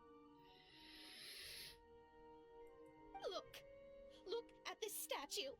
Mm-hmm. What? Is it broken or something? Looks fine to Paimon. That's your master, right? AKA the goddess of prophecy? Right. I refuse to believe it. There's There's no way that old hag looks anything like this. So that is Barbie, right? Because she was... Yeah, that's Barbie. That's B. Okay. Okay. Okay, okay. Yes, because Alice is creation. Barbie was prophecy. And Anya, M, was fate. Got it. That's funny. Okay.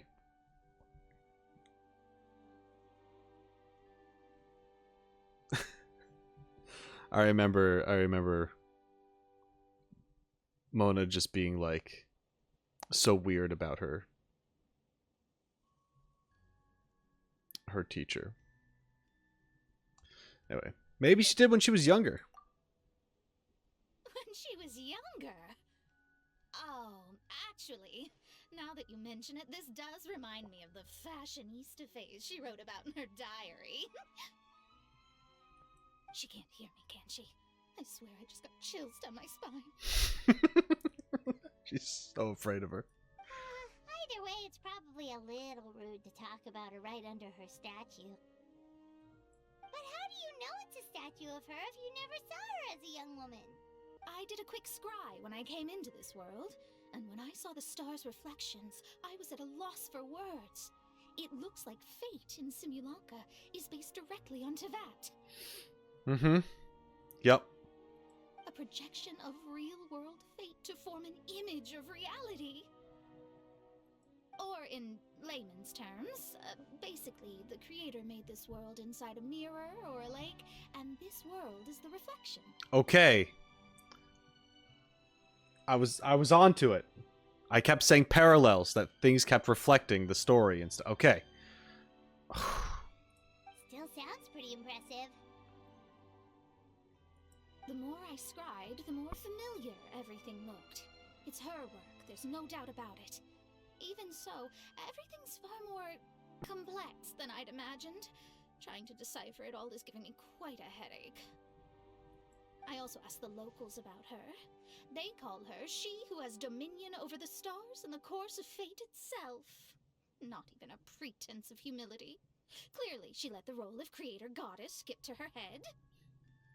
Not that I'm surprised in the least, of course. It certainly matches the tone of her diary. Anyway, we should change the topic. Oh, so Mona, have you seen a small dragon around by any chance? He's about the same size as Paimon, but with tiny little wings. Mona's voice actress right now, by the way, is absolutely killing her performance. It's so good. You mean the one that caused all that trouble? I haven't seen him for myself, but I heard that he came to the Metropole not long ago to formally apologize for his actions. Apparently, he brought a huge stash of Toitanium and plant oil to make amends. Most people accepted his apology, although there are some who said that they'll reserve judgment until they've seen how he acts in the future. Oh, okay. Do you know where we can find him? One moment.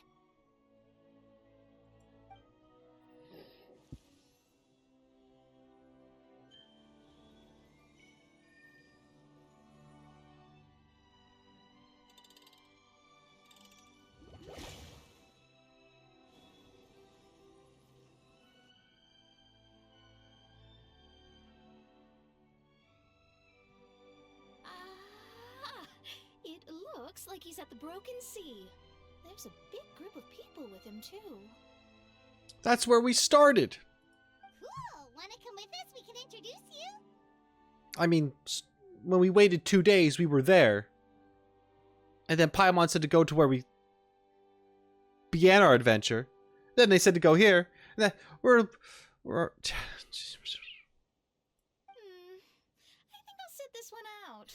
This might be the closest I ever get to meeting the old hag in her youth, so I think I'll spend some time seeing what else I can glean from her grand design. You guys have fun. Mona's just gonna witness the hag maxing so she can one day just know how to handle it herself when she gets older. Anyway,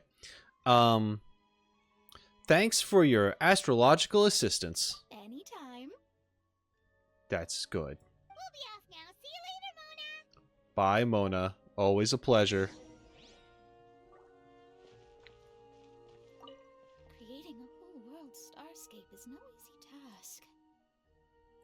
Old hag, I guess you do deserve the title of Trismegistus after all. Adore. Okay, bye, Mona.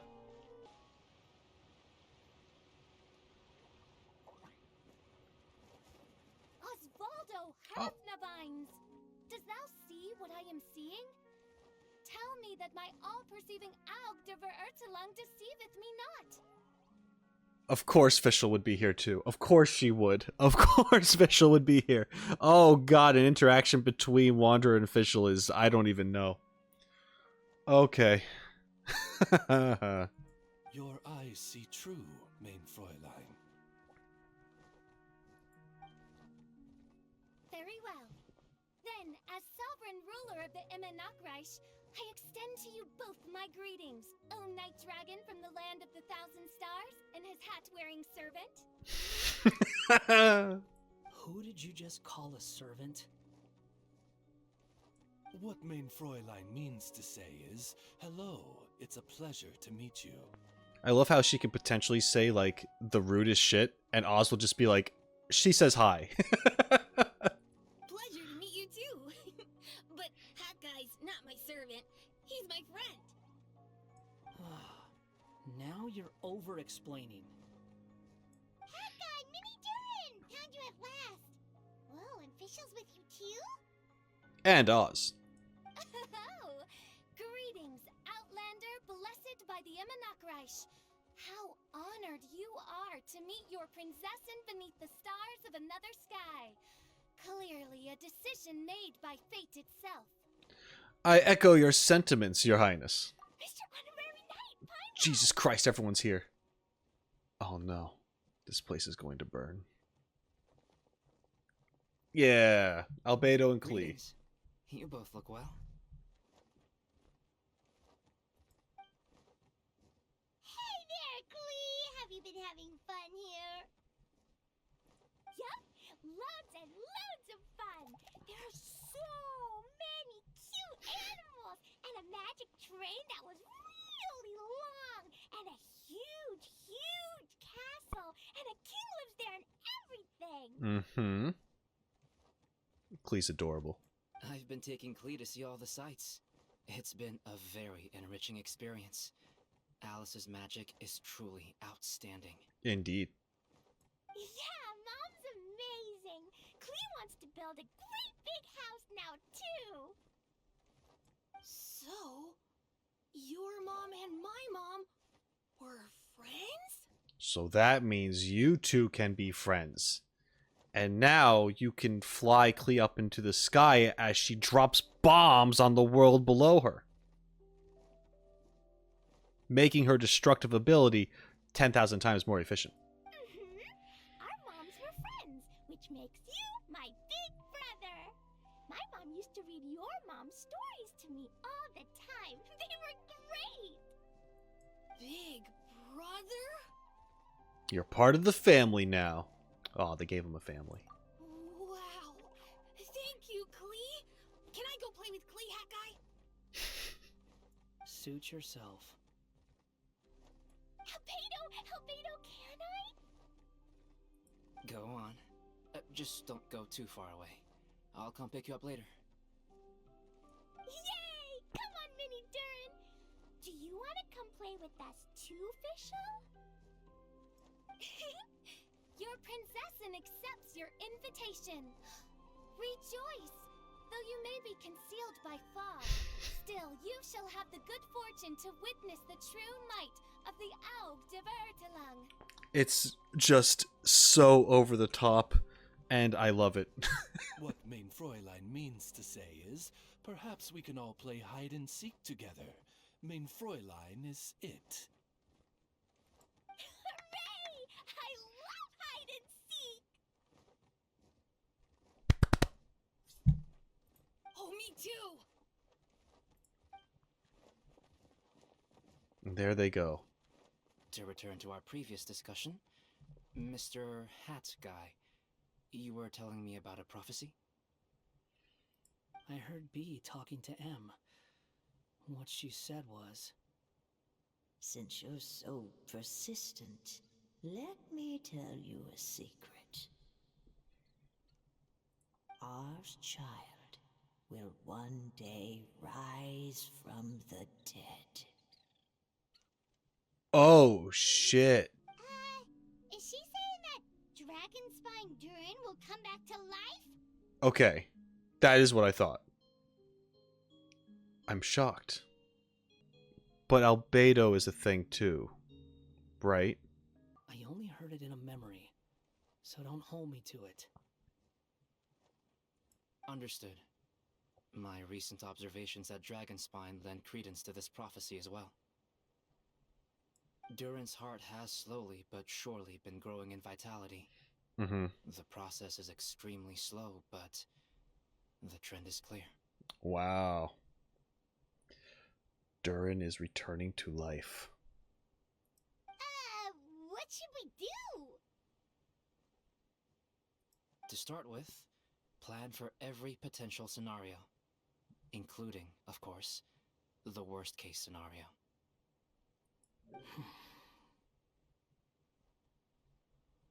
Yeah, you don't like that, do you? I am well aware of Durin's past, and I sincerely hope that things never escalate to that point. Still, we need to be prepared for every possibility. Damn. If the prophecy is true, and Durin's heart will one day beat again, I'd like to hope that whatever rises from the dead is no evil dragon. If you understand what I mean. Kind of? But not really. I think I understand. And so, when the time comes, Mr. Hat Guy, will you and Simulanka's Durin be willing to lend us a hand in our hour of need? Huh? What's this got to do with me? You saved the Durin of this world. I don't see that as a mere coincidence. If there is any meaning to be read into the actions of the three goddesses, beyond fairy tale whimsy alone, I can only boldly speculate that the fate of this reflected world may have a reciprocal effect upon our own world. Mm-hmm. If Durin of Dragonspine will soon come back to life, we will need many Durin's help, as well as yours, given that your fates are now intertwined. Yup. Well, that's a nuisance. To be sure, it certainly won't be easy. Albedo! There's a flying paper ship over there! Can we go see it together, please? Sure. 2 seconds, I'll be right with you. Please give my suggestion some thought, Mr. Hat Guy. Hearing albedo call him Mr. Hat Guy is awesome. Hat Guy, I'm back! Huh? What were you guys talking about? Nothing. Huh. Okay then. Let's go join the others. Everyone's going to check out the new origami ship. All right. I'll be right there. Are you worried about Durin? Why would I be? Do I strike you as someone who cares about other people's issues? Yeah. Now that he saved Simulanka's Durin, maybe he'll be sympathetic to the Durin of our world? Quit trying to guess what I'm thinking. I'm leaving. How'd you know I was trying to do that? Did you read my mind? Albedo was right. He needs time to think about it for himself.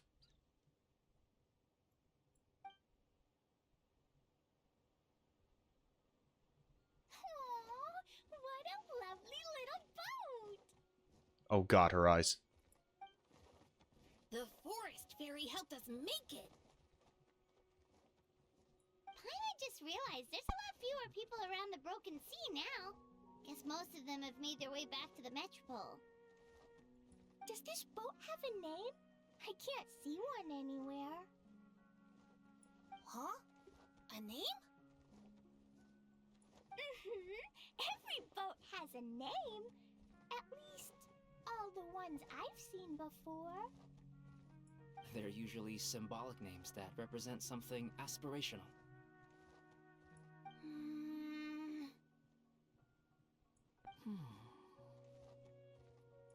Let's go with the Durin. The Durin. Huh? You want to name it after me? Oh, you mean to wish Mini Durin a safe voyage as he sails into a new chapter of his life beyond this world? Your Prinzessin approves. Let this vessel bear the name of the most esteemed dragon of the night. The Durin. Let's call it that then. Thank you, Hat Guy. Also, can I ask you a favor? Go on. Remember how Mom's friend said I should be able to leave this world? Well, I want to pay a visit to your world. Just a quick trip, can we? Huh? Is that a no? Paimon thinks that's a great idea. If the people of Simulanka are allowed to go to Teyvat, then what's the problem with taking Mini Durin there for a visit? I'm assuming I'll have to be your bodyguard while we're there. Probably. I can protect myself. And I'll do what you say. I won't fly off on my own, I promise. Please, can I go?